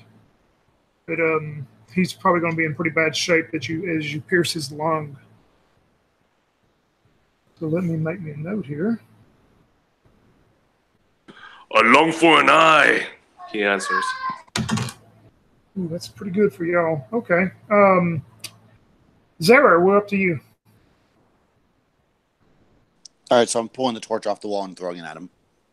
All right. That's a 15. So I guess I hit because of 14 hit before. Yep, that's going to hit him. Yeah, so he's on fire, I'm assuming, because he's soaked in oil. Yeah, and I don't remember if this one tells you what on fire damage. Is it 1d8 or 1d6? I don't even know if he... I don't know. I'm going to say 1d6. Yeah, it makes sense. I guess that's what everything's D6 in this. All right, let's see. 5. Ooh, he's really on fire. Yeah, he's on pretty good. And you can see as the blood starts trickling maybe down his mouth as you see where the good shot by Abu hit him also. Habib. One last dagger, throwing it at him. That would be a 15. Yeah, that hits. Nice. That's 3 points. Alrighty. You see some more of him stumble down and things, but he's still standing, but something else may happen to him. D12 initiative. Oh, man. 6. Oh, sorry. Yeah, Zara got a 6. What about Abu? He has 3. All right. And what about our Habib? 11. He rolled a 1 as he takes his crossbow again. He looks towards you, Habib, and he's not smiling quite as much now, but he's still got enough strength in him as he pulls his crossbow. Ooh, 18 on the die. So take 4 points of damage as a crossbow bolt slams into you. Ow. And we're up to you, Abu. What would you like to do? He throws down his short bow and rushes at him with his daggers drawn. All right. Dagger drawn, there's only one. And rolls 2. Ooh. Yep, you almost stumbled past him and all this oil that is splattered on the ground in front of him. Zara, lead us out now. Okay, is he going to take damage from the oil, or is it just a 1-round thing? No, I'll give him damage at the end of the round. Okay, Some so more damage. so then I won't throw another one. Then I will just I'll stand by. Alrighty. Habib, you see Abu run up next to this guy and try to, almost slip in the oil and fall down as he's trying to stab this guy on fire. I'm gonna. I still have a couple daggers left. I'm gonna throw another one. Alrighty. There we go. That's a 16. Yep, that hits. It's 4 points. Yep, you take some more good chunks out of him. He's still standing up though, but you're all taking it out on him. All right, next round. Did he take fire damage or no? Yeah, he's going to take 3 more fire damage And he's at still the up? end of that. Thank you. He's still up. Oh, damn it. Okay. All right. He didn't roll very well this time. What did you I get, got 3. Abu? 3 for 3. Abu? Yep. And what about Zara? 4. And what about Habib? 12. I just keep getting progressively worse. Abu, you can lead us out, but you notice as you're staying next to this guy, the blood is really pouring out of where his lung has been pierced. He doesn't appear to be too good at all right now.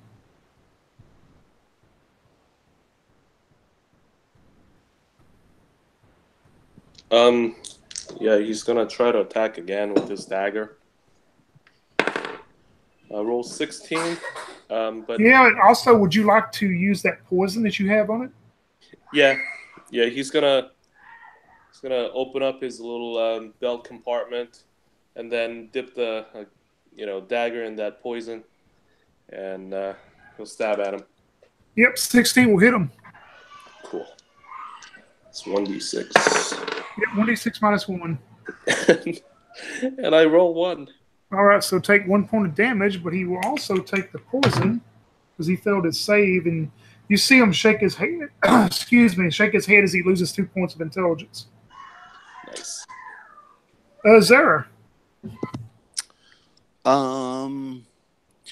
Okay, if I were to hit him with another flask of oil now, would it light up because he still has some flame on, or is it completely out? Theirs would be enough. You would think that it would probably fluff it back up. Yeah. Okay, I'll try because I have 2 more flasks. But I rolled a 1, so I missed terribly. Yeah. Or it didn't break open or whatever. Well, roll me a d10. Let me know what you get. Okay. Yeah. 1. You throw the flask as you look and see the clothing of Abu start to catch fire. Abu, you will take 3 points of fire damage as you're standing in fire now. Yeah! Who's So got how the many points fire? of damage did he take so far? He took 4 from the eye gouging and 3. Did he take anything before? I forget. Ooh, I don't know. I don't think so. I don't think so. Yeah, Hey, I don't think so. Okay. All right, he's still set.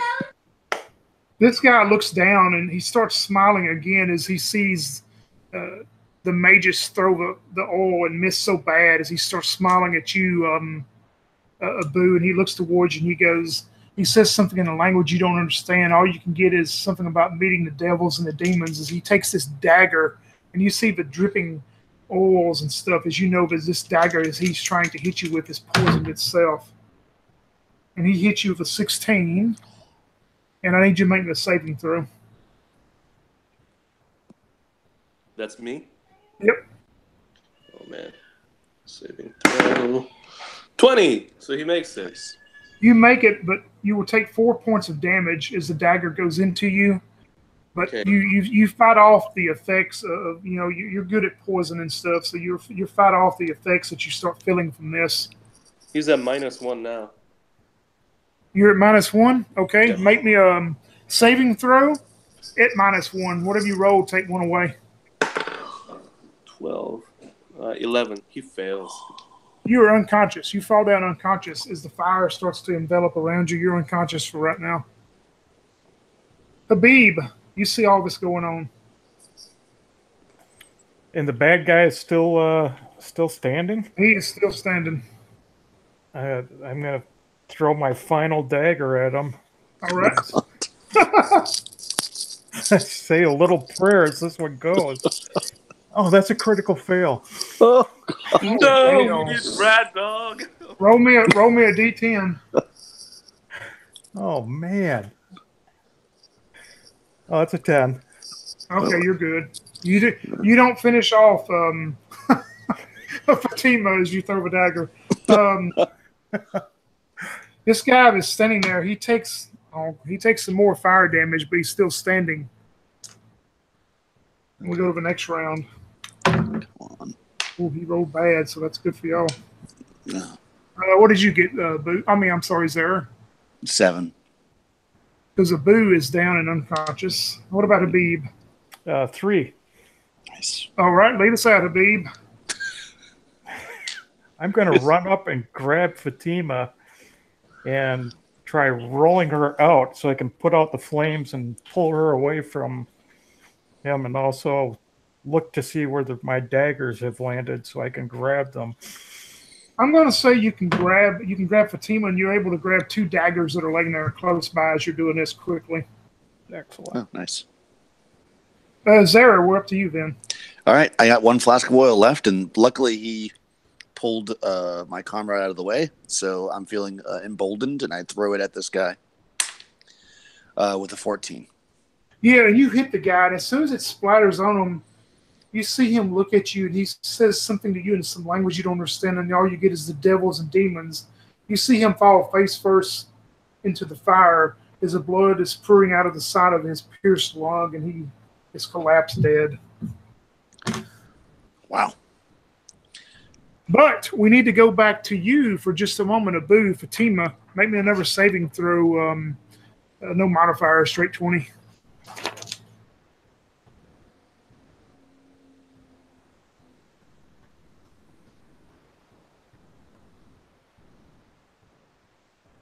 What'd you get, Jan?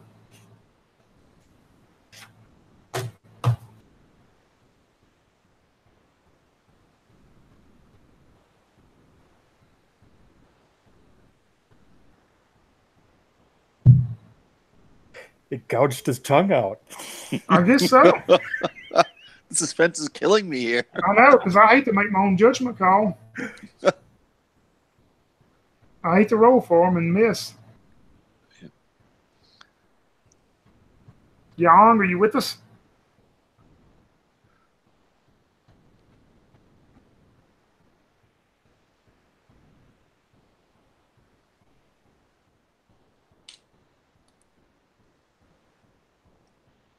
You see the fire burn out as Zara, you and Habib go up there with this guy's laying and stuff, and you can tell the way he's dressed. You start seeing some flecks of blood and stuff that are on his pants and stuff, and you can tell it's dried blood. It doesn't appear to be blood that was from this battle here. As you see this dagger, you can tell he has this very fine, ornate dagger, and you start seeing some little vials of stuff around his belt. Ah, an assassin. This could be the man. Let's take his body along with our rescued merchant and get the heck out of here. I think so. Where's Brad? And we look over and see that he's like drunk in the corner. Yeah, he's slumped up against the corner with the guy y'all got. And I shrug. He finally passed out. And then we try to drag out the dead body and of course have the young man with us. Yeah. I guess I'll go first. Yeah, Jan, are you back? I tell you what, let's take a battle break. I need to take a battle break anyway, so let's take us a quick break, y'all. All right. Okay.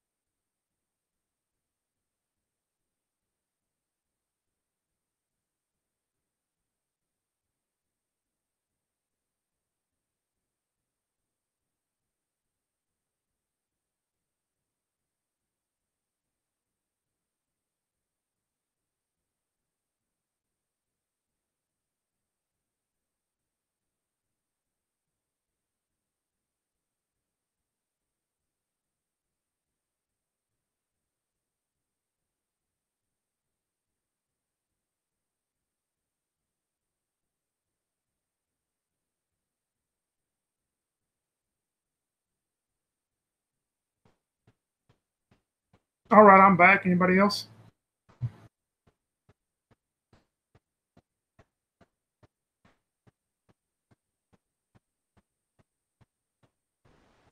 I'm back, Tony. All right. Yeah, we're just taking a quick bio break. When they come back, we'll find out the results of your save or die.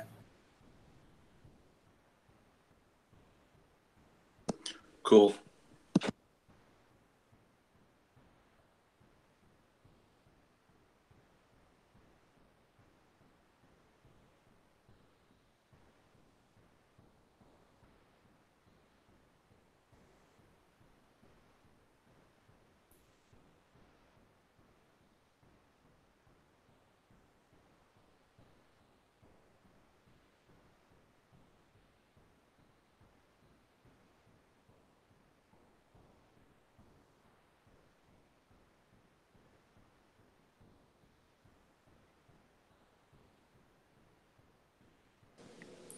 Was Yang back for like a second and then he got out again? Yeah, evidently he said his phone went out or something. I guess he's on his phone and having phone trouble. Ah. But yeah, he come back for just a second. I'm also on my phone. Because I told him we'll wait till everybody gets back and we'll find out your save or die results. Oh, great. Okay. But now he done dropped again, so.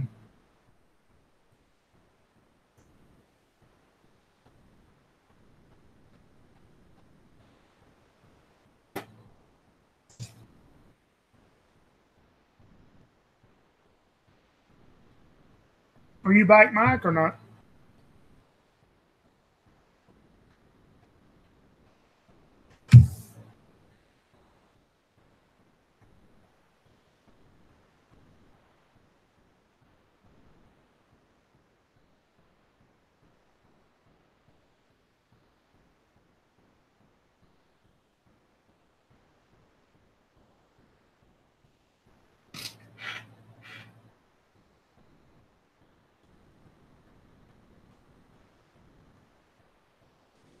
Yang's avatar is the map of the castle from the horror bane. Really? Well, I've seen the guy in the with the staff and the beard and wearing the turban. Oh, really? No, Yeah, I see that. That's where it shows up for me. Is his character? Oh, interesting. And then also with Mike, when he talks, I see his the weird alien guy from the Star Trek one. I'm not sure if that's what I'm saying. See, all I see is the cowboy from last night's game. Nope, I don't see it. Isn't that weird? Yeah, it's just weird how it must be a cache thing from my character is also the Star Trek, but I didn't change it, so that's why. Yeah, I can say I see yours, but that one you described.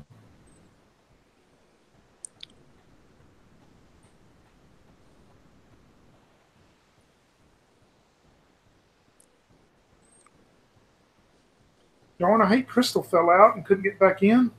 I know, it's a bummer. We could have used her muscle. Yeah, she's missing the best part of the game.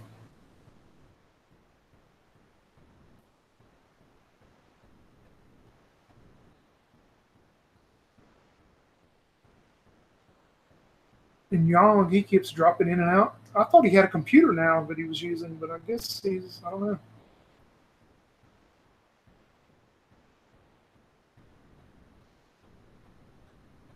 Well, except for that one time that it bumped me and him at the same time and said that I was kicked out. The phone's actually been pretty good. Yeah, that was weird because, I mean, both of y'all at the same time, we all were like, what in the world? Because both of y'all at the same time just dropped out. Maybe it was a New York thing. Well, you know what? That makes you wonder because if Crystal's been having internet trouble all day, maybe there's something going on the East Coast, or I mean, who knows?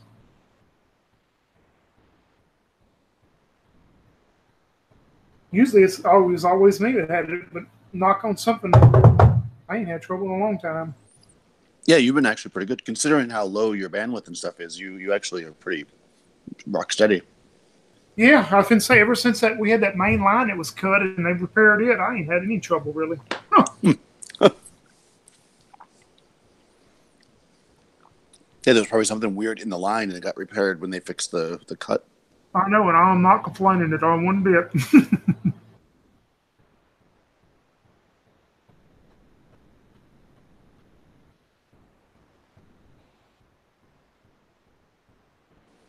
So in my one of these anthology books that I have, the year's best fantasy #3, I think it is. So it's in like 1977. There's a short story in it by George R.R. Martin, the Game of Thrones guy. Yeah.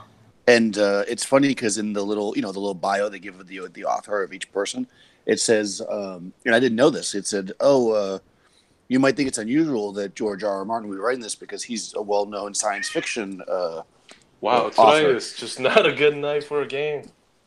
And I didn't even know that he wrote science fiction. Now I'm curious about his science fiction. Yeah, he has some short story science fictions and all that. It's in one of those anthologies I've got of his that had some of his early works.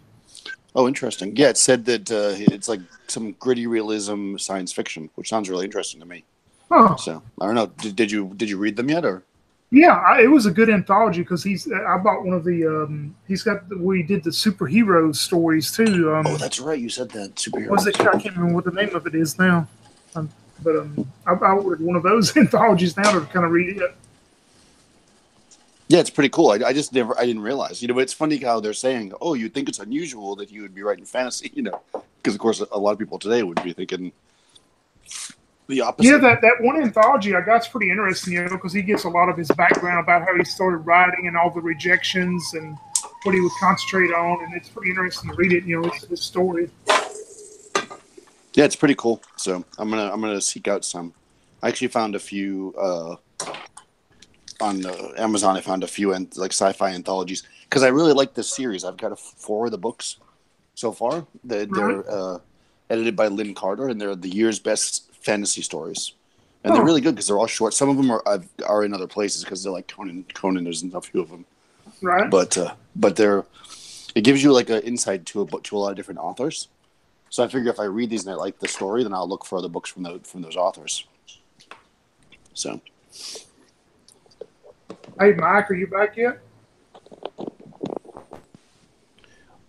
Wow, now we lost Mike. Yeah. I'm back. back. Don't leave, Jan. This is important. You got to stay. Yeah. I mean, there's a whole lot of chaos erupting around me tonight. So. Yep, Mike's back. There's Mike. All right, Jan, make me the save or die throw as you're still unconscious and they're trying to pull your body. All right, let's see. Straight D20. It's 12. And what is your save? Hold on. And I have to do it at -2, right? No, this one's just regular straight. No modifiers either way. Oh, okay. Good. Let's see, where did I have that? Give me 1 second.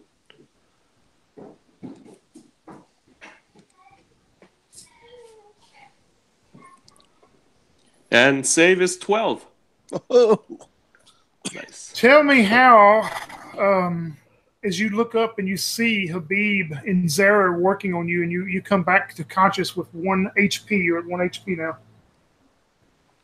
He coughs up blood and says, "Well, that was a doozy."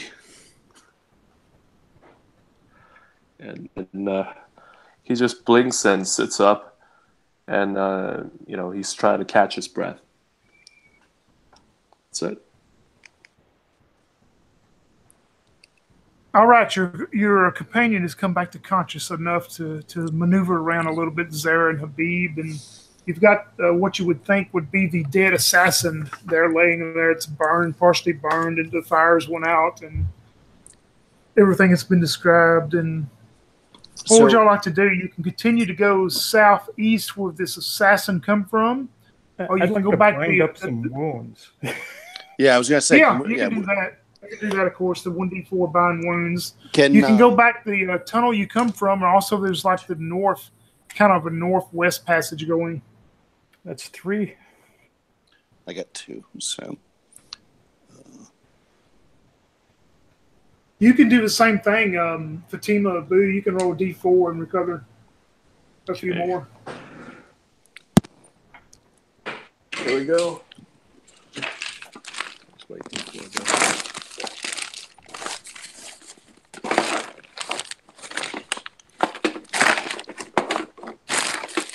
Could you guys roll one for me? Yeah, I got one right here. Look at my D4. Man, you got a 3. All right. Yay! So you're up to 4 now. But yeah, what would y'all like to do after this is all chaos has erupted and seems to calm back down for now? I'm going to collect all my daggers again. Yep, you can find them all, no trouble. And the nice shiny dagger off our assassin.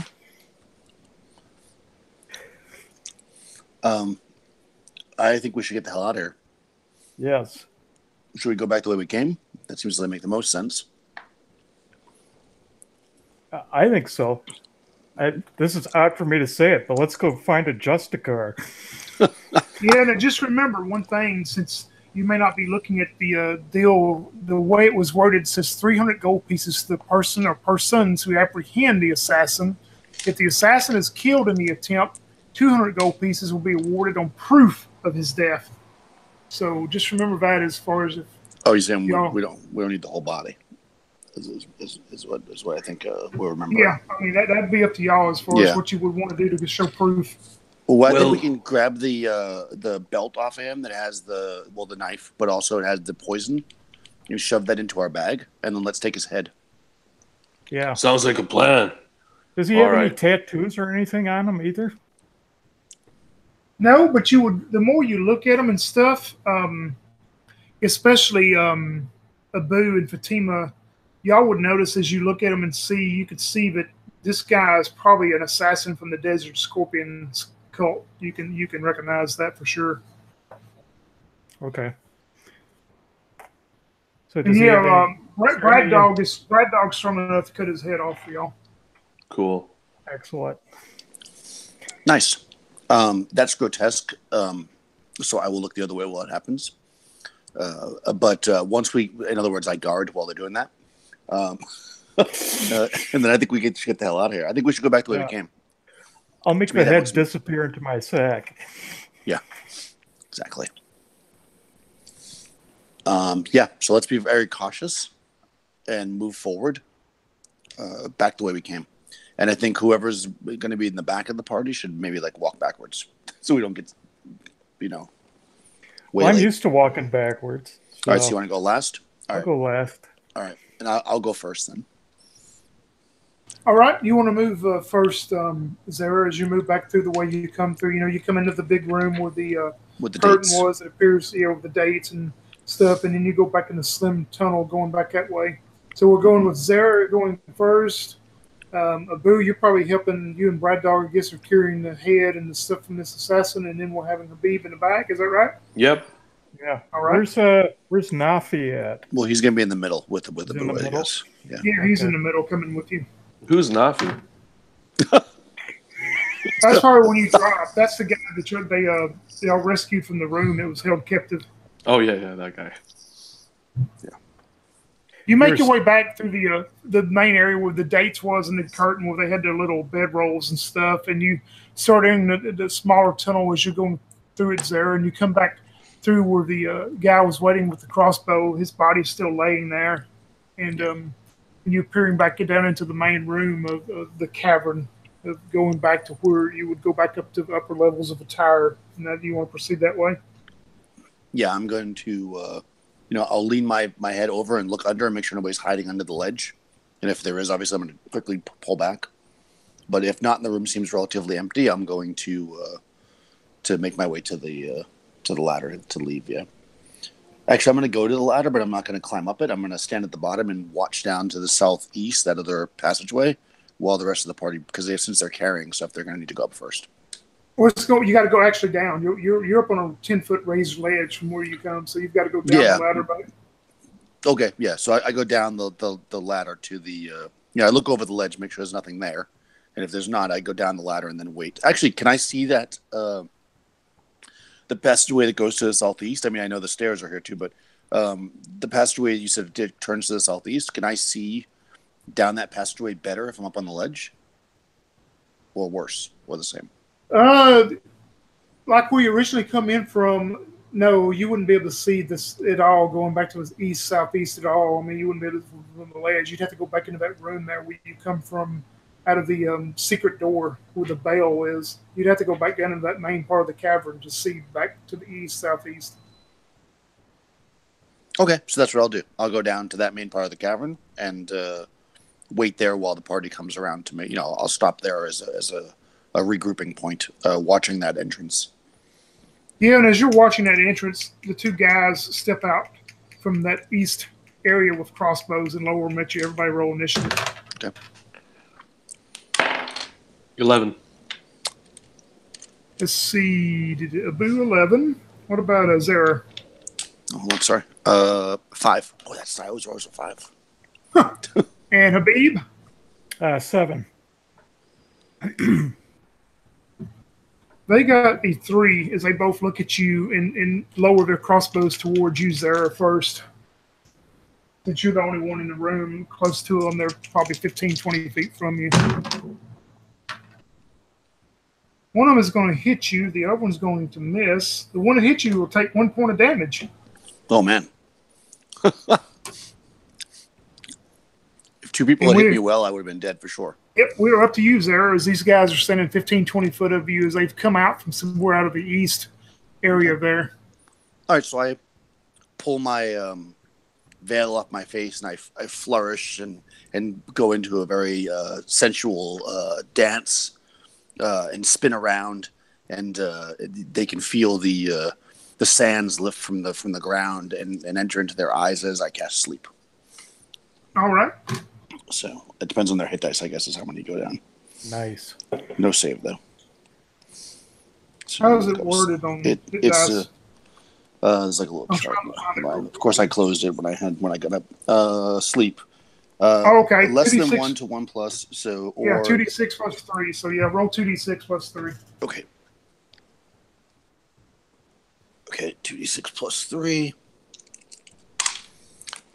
So 4 and 5 is 9. Plus 3 is 12. 11. They both fall to the ground, dropping their light crossbows. Okay. They drop to the ground, and you hear snoring coming from them as the rest of you are coming down the ladder, moving helping the young boy and moving down the ladder, and you come into the main cavern as you see Zara and these 2 figures laying, which appear to be some type of cult members as they're laying down there. So you're all back in the main cavern there. I'm gonna move up to the. I'm gonna make like the little. I'm gonna put my finger to my mouth to like shh, and I'm gonna move as quietly as possible to the bodies and look down the hallway and make sure there's not more coming. As they move. Yeah, and you look down the hallway to east, southeast that you do not move down, and you see looks like a passageway that would go up to the north, but it also continues east as it's a pretty big opening. As you see a guy walking towards you wearing these priest robes, and his face is covered, and he's chanting something as he looks towards you, and we'll go into another round of initiative. Oh, God. And Abu, what'd you get? 2. All right. What about Zara? 4. And Habib? 7. Abu, you get to go first. As you've come down into this deal, and you look down, you're probably you'd be a good 25, 30 feet from where this guy's walking. You probably wouldn't see him, but you'd probably hear the reaction coming from Zara, though. Okay. Could he hide in shadows for a backstab attempt? You sure can try to move along the edge there. It's a good idea. I'm going to let you do it because, he's not focused on you. He's looking straight towards Zara. So, yeah, you can move along the edge there. Okay. If he keeps coming that way close enough to you. Okay. So, what about you, Zara, as you're up next?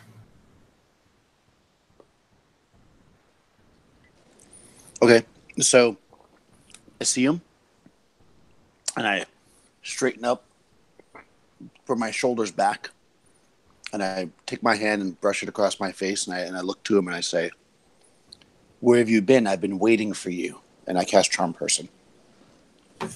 You get to save, right, on it? Yeah, you get to save on Charm Person, yeah. 18, he makes it. Okay. So I stand there wishing that my charm worked. Habib, you're probably, you see and hear what's going on, and you may move enough where you can get a visual, you see this guy walking towards Zara, covered in these dark robes, and his face is partially covered.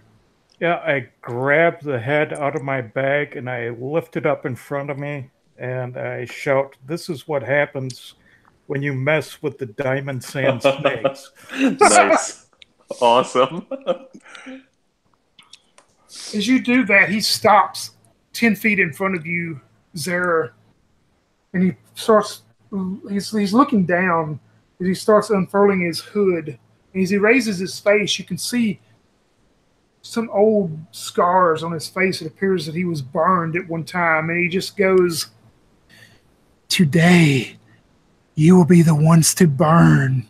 As he raises both hands up towards you, the first one he flames at you there as these flames come flying out of his hand.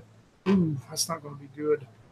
Max damage. You'll take 7 points of fire damage. His flames just strike straight into you, Zara. Oh my god. I only have 1 hit point left. He looks towards you, Habib, as he raises his other arm. As flames start appearing in his hands. And, ooh, that's going to miss you by 1 as the flame goes skirting off against the wall behind you. And we're up next to the next round then. Oh, that's good for y'all. What did you get, Abu? 3. All right. What about Zara? 6. And Habib? 3. All right, Abu and Habib, y'all go first. I would think, Habib, you're probably got sight on him as Abu's still hiding. I'm going to throw the head at him. Nice. All right. It's a 14, 15.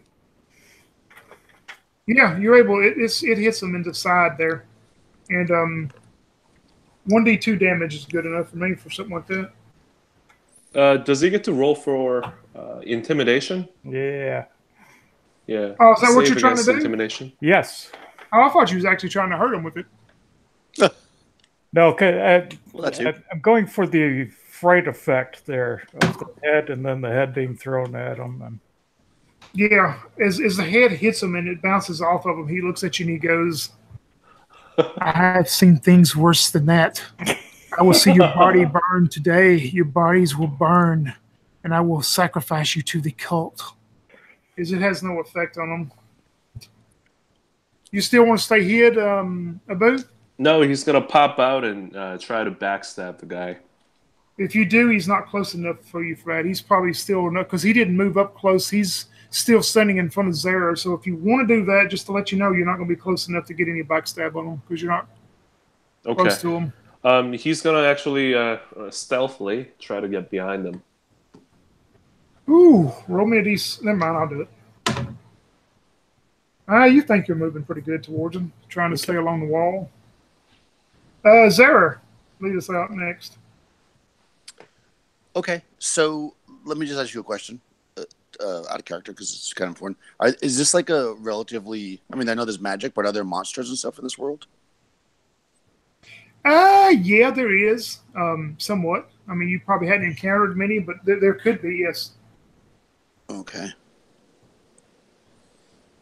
All right, I'm going for it. So Zara is down on the ground now because she only has 1 hit point, and she starts making slithering her body and hissing and making snake-like noises, and she says, "My Patreon is calling. You will be her next victim." And she turns towards him. She's casting Phantasmal Force. She turns her face into that of Medusa and her hair with the snakes and all that, and she's trying to hopefully trick him into thinking that she's Medusa and turn him to stone. Nice. Which obviously is not really going to turn to stone, smart. but he'll be knocked out or something if it works. All right, So, let I me mean, the read- way it's phrased, you can read it. It says if he believes it, he can take damage. So I'm hoping for like a knockout or something. Yeah, I'm going to give him a save just to see what effect it does have on him. Ooh, all right. He looks at you first as he sees, and when you turn to him with this hideous-looking face, he starts putting the hood back up across his face as he starts moving backwards. Oh, okay. And it is his turn as he stands there frightened by this as he's moving backwards. And we're up to the next round. Boo, what'd you get? I got 11. All right, Zara. I also got 11. All right, and what about Abib? 9. God. We're screwed, guys. Well, listen to this. Habib, you get to go first. Yay! At least one of us. I'm going to grab 2 daggers and just charge at him to plunge it into his chest. Nice. All right. That's a 13. 13, we're hit him. Excellent. Oh, it's 5 points. 5, okay. Nice. Yep, good. He takes a lot of damage from that. You can tell it definitely hurt him, but he's still standing up.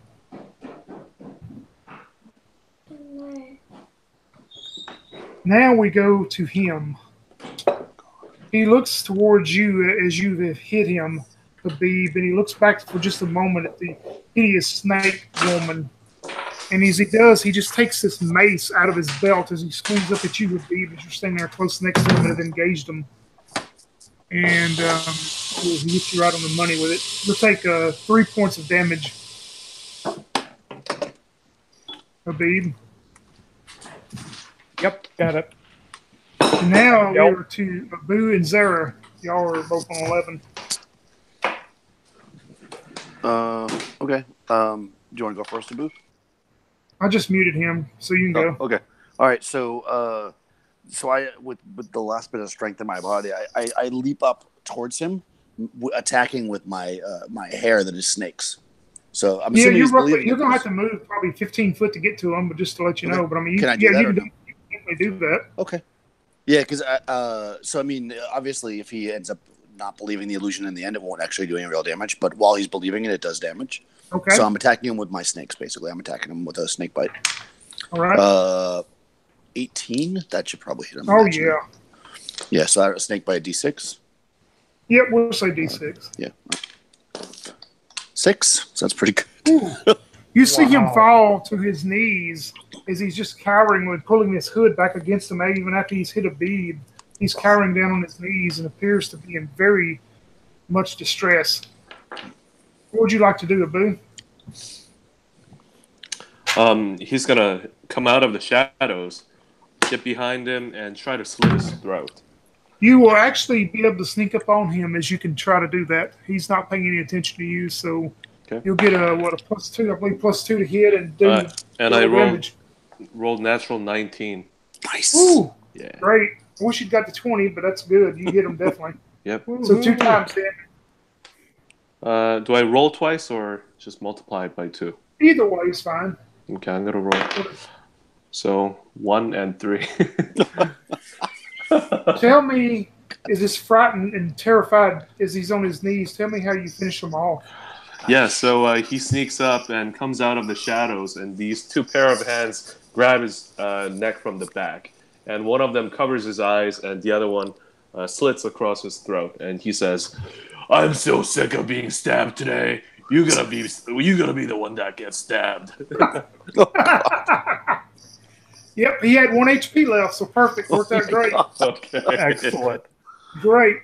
Oh my god. Y'all don't see or hear anything else moving at this point. It's quiet again. All right. Can we take his head too? Yeah, I think we should, but let's keep an eye on the entrance. Let's take a minute, if we can, to bandage. Or I have to bandage. I only have 1 hit point, so my character is like burnt. Yeah. And of course, she drops the illusion now, so she doesn't look like Medusa anymore. All right. I'm hobbling around too, but Yeah. If we just take a minute, I'm just going to put some quick bandage on my wound. Let's take his head and let's get the hell out of here. Could we all do that on her, or? On the bind wounds, yeah. Yeah. Oh, no, not on her. You can do it on yourself. You can do it on yourself. Yeah. Oh, gotcha. Yeah. Thank you, though. Yeah. Thanks, babe. Yeah, I finally found the 1d4, so Nice. I was just itching to use it. how often can you bind wounds, Tony? And Once it's a after day? each battle. My Oh, wow. understanding on this is after each battle, 1d4. Yeah. Oh, But no way. it can only heal, though, what you lost in that battle. Yeah. Oh, okay. I gotcha. That's the... Oh, that's cool. Yeah, it's useful. Thank God I only had 1 hit point. Yeah. Do y'all want to continue down any of these other areas, or do you want to just get the heck Hell out no. of Dodge? Yeah, get that guy out of Dodge is what I want to do. Yes. Yeah. Just Perfect. a car. Yeah, Just we get a that. car. Yeah, you move. You move. Hey, back where's Brad Dog, by the way? He's passed out. He's passed out drunk again. Yeah. We left him. We had to slide him down the ladder. Oh man. Yeah, you make it back up the ladder, make it back up into the actual part, collapse of the tower. Your horses, camels, whatever everybody is out there, and you can proceed. Nothing is in your way at this point. You can proceed back to the city of Per-Bastet and try to make contact with the Justicar if you wish. That's what we want to do. Yep. Yeah, you make it back to the big city, and it's still a buzz. It's probably late afternoon by now. Of course, it's still pretty a buzz with the activity, and the news has been passed on to everyone. And as you go to the palace and inform the palace guards of who you are and what you're there for, you have to wait for some time. And finally, the Justicar comes in wearing these beautiful silken robes. He says, I understand that you have the parts of the assassin of the councilor. Yes, we do. And he pulls out the heads. Yeah, we have them right here in our pockets. And then also the belt with all the venom on it and the dagger that was used. Yeah, and you set all this on a table, whatever there, where he comes and looks at it, and he says, just a moment, we'll have to have one of the captains of the guard who actually saw the assassin and tried to stop him this morning. Just a moment. And he goes to one of the side doors, and he calls in this you can tell by the uniform and everything he's wearing, and the beautiful leather armor and the spear as he walks in. You can tell he's one of the higher ranks of the guards, and he walks in and he looks at it, and he looks down at the face, and he looks down at everything, and he goes and whispers something into the Justicar's ear, but y'all cannot understand. And then he salutes and returns back out the side door, and the Justicar pulls out these small bags, small sacks, and he hands each of you one, and he says, there is something I can do for you if you are not a citizen of the great and grand city of Per-Bastet. I can give you citizenship of the city, and we'll write it out, and it will grant you all type of honors of having official legal status here, and here is the reward that I can give you, as he gives you each of you these little sacks. Mm-hmm. Nice. I accept mine. I'll Then open my sack. Yeah. Yeah, and as you open the sacks, each of you would count out. Each sack has 60 silver coins in them. Doesn't seem like the right amount of money. I think you're a little light here, Justicar. Well, you must understand the flyer that went around this morning was done at such pre-haste that a mistake was made. I'm sorry, but it is the most that we can give. Since there's 3 of you, feel that the fair reward would be 60 apiece. And of course, you have the wonderful letter of citizenship that will grant you much more rewards and riches in the vast and beautiful city. And I'll just extend the bag to him, and I'll come walking up to him. And I said, do you want to count this out? Because I'm not seeing the right number. And I kind of close enough, and I hand it to him. As soon as you reach out to hand him, 2 of his guards rush up to you with spears drawn, and he goes, just a moment, gentlemen, just a moment. Let's not get into this. We need no more beheadings today. So I say, while this is going on, I'm going to take the poison and stuff that we had laid out, and I'm going to slip it back in my bag, figuring that's worth some money. Yes. And I say, gentlemen, shall we go? it seems that they don't need the other information that we have. And then I leave.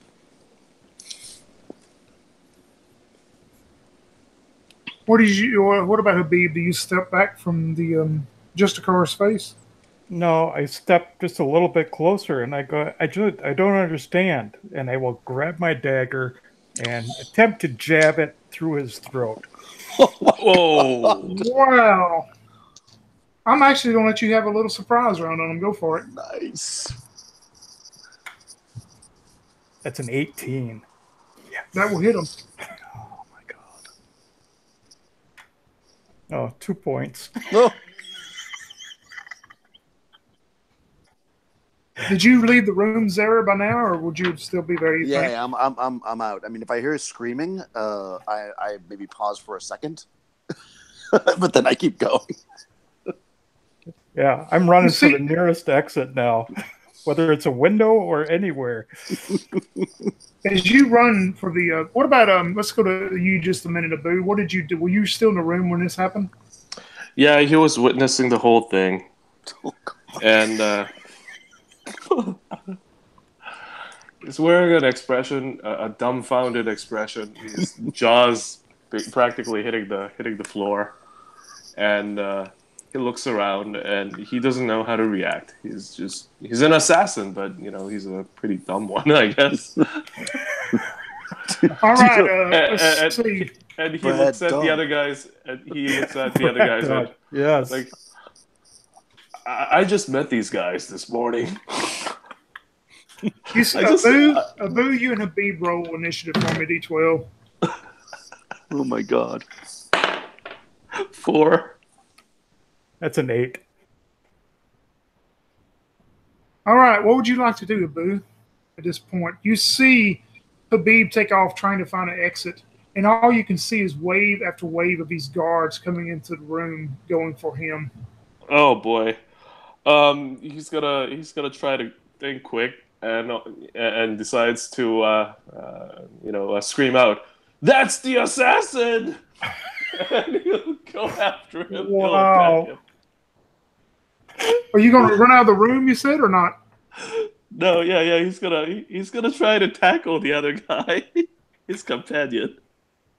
Yeah, you run towards him. Just roll me a d20 if you got a strength mod. You can add it. 5. You stumble over a table and almost fall down, as you not quite get to him. The guards are coming towards you, Habib, as you are trying to find some quickest escape route as you can. And you see 4, you see 6, you see 8 of them as these spear points come straight towards you. If you would like to describe your last thoughts on, as you see in the big city of Per-Bastet before you die. I just simply take a bow. Nice. I do a little curtsy, take a bow. I say, "Thank you, gentlemen." As you take your curtsy and your bow, these 6 and 8 spear points just drive into your body as blood just starts flowing like a fountain out of your body. And as you go to the land of wherever you go, we jump back to you, Abu, for just a moment. As you jump back up, the Justicar, you see a man in white robes that is applying bandages and stuff to the Justicar himself. And he looks towards you and he goes, "You had not enough time to scream out that he was assassin too. For that, I can reward you. I know that you did your best. You tried to tackle him." And he throws you his bag of the 60 coins, the 60 silver coins, and he goes, "I can offer you a job in the temple here, and if you give me a couple days to heal up, I want you to come back and see me. I will offer you a job of riches untold." I'm most honored, sir. And then she bows deeply, and he practically grovels and picks up the bag of coins that his other companion dropped. Yeah, and like I say, he gives you those coins and everything. You pick those up as we jump back out to you for just a moment. Zara, tell me what you're doing as you're running off. Yeah, so she as calmly as possible, just kept walking towards the door. And when she gets out into the courtyard, she just gets on her horse and trying not to look like she's going too fast, like she's in trouble. She just gets on her horse and goes back to have it stabled and hang out with her many charmed companions. Perfect. Habib, unfortunately, the fate of the choice that you made was not a good fate, and unfortunately, you're unable to tell us how the story ends for Habib, besides seeing these 8 spear points go into his body until he no longer moves. But we can jump over to you for just a moment, Abu, as you've got a couple days to do what you want to. How would this story end those couple days before you go back and see the Justicar? What are you going to do? He goes back to the guild house and reports the events that took place, and he tells him about the death of Habib. And after reporting, he goes back to his safe house. It's not the same place that you saw him earlier. And there you see Fatima walk in, and she takes off her fake boobs and her fake paddings, and you see a young man with a smooth face, and he lets out a sigh and says, "Whew, it's time for me to skip town again." And he packs up his stuff and rides out of the city on his newly acquired camel. All right, perfect. The story ends this way. We go back a couple days later before Abu and Fatima maybe leaves, and you go back to the Justicar's temple and his wonderful lodgings there, and he rewards you with some more silver, another 60 bag of 60, and he tells you if you want employment there that you can actually work your ranks up, and this maybe would be good for you being part of your guild. Maybe you could actually infiltrate the Justicar's temple and things there and learn more about the government and know the innings and outs of how it works, and maybe get that information back to your organization for different jobs. So things probably end pretty well for you, it looks like. And as we jump back to you, Zara, you continue on, do the things you do. Life is going good for you. But we jump back to the broken down tower. We go back further into it, into this broken tower that y'all did not investigate and go all the way in. In one of the rooms, out walks this older female, and she's crunched over and she's walking very slowly and moving very slowly. And she comes out and discovers the bodies of the priest, of the cult members, the beheaded body of the assassin that was sent to kill the councilor. And she starts chuckling to herself. When she raises back up from looking down, she changes into this beautiful woman that appears to be in her mid-20s. And she goes to herself, "They always think they can outdo the desert scorpions. Oh, I've got news for them. Their time is coming. Revenge will be mine." As she starts cackling, and laughter, it just picks up and transports down through these tunnels, and the laughter just gets louder and louder and louder. And you go through one of these tunnels where the assassin come from that you did not proceed further into. And you see something move in the dark, something big, something dark, something black. And you see these 2 pincher claws start moving. And you see this tail waving up in the air as this black, dark creature starts to move. And that will end the adventure known as Under a Black Scorpion Sun, which was used for corn and blood. And also we used an adventure that I used called the Scorpion Shadow, which is from Cobalt Press, that I rearranged and used for this system. That is the end of this one. What will await in the revenge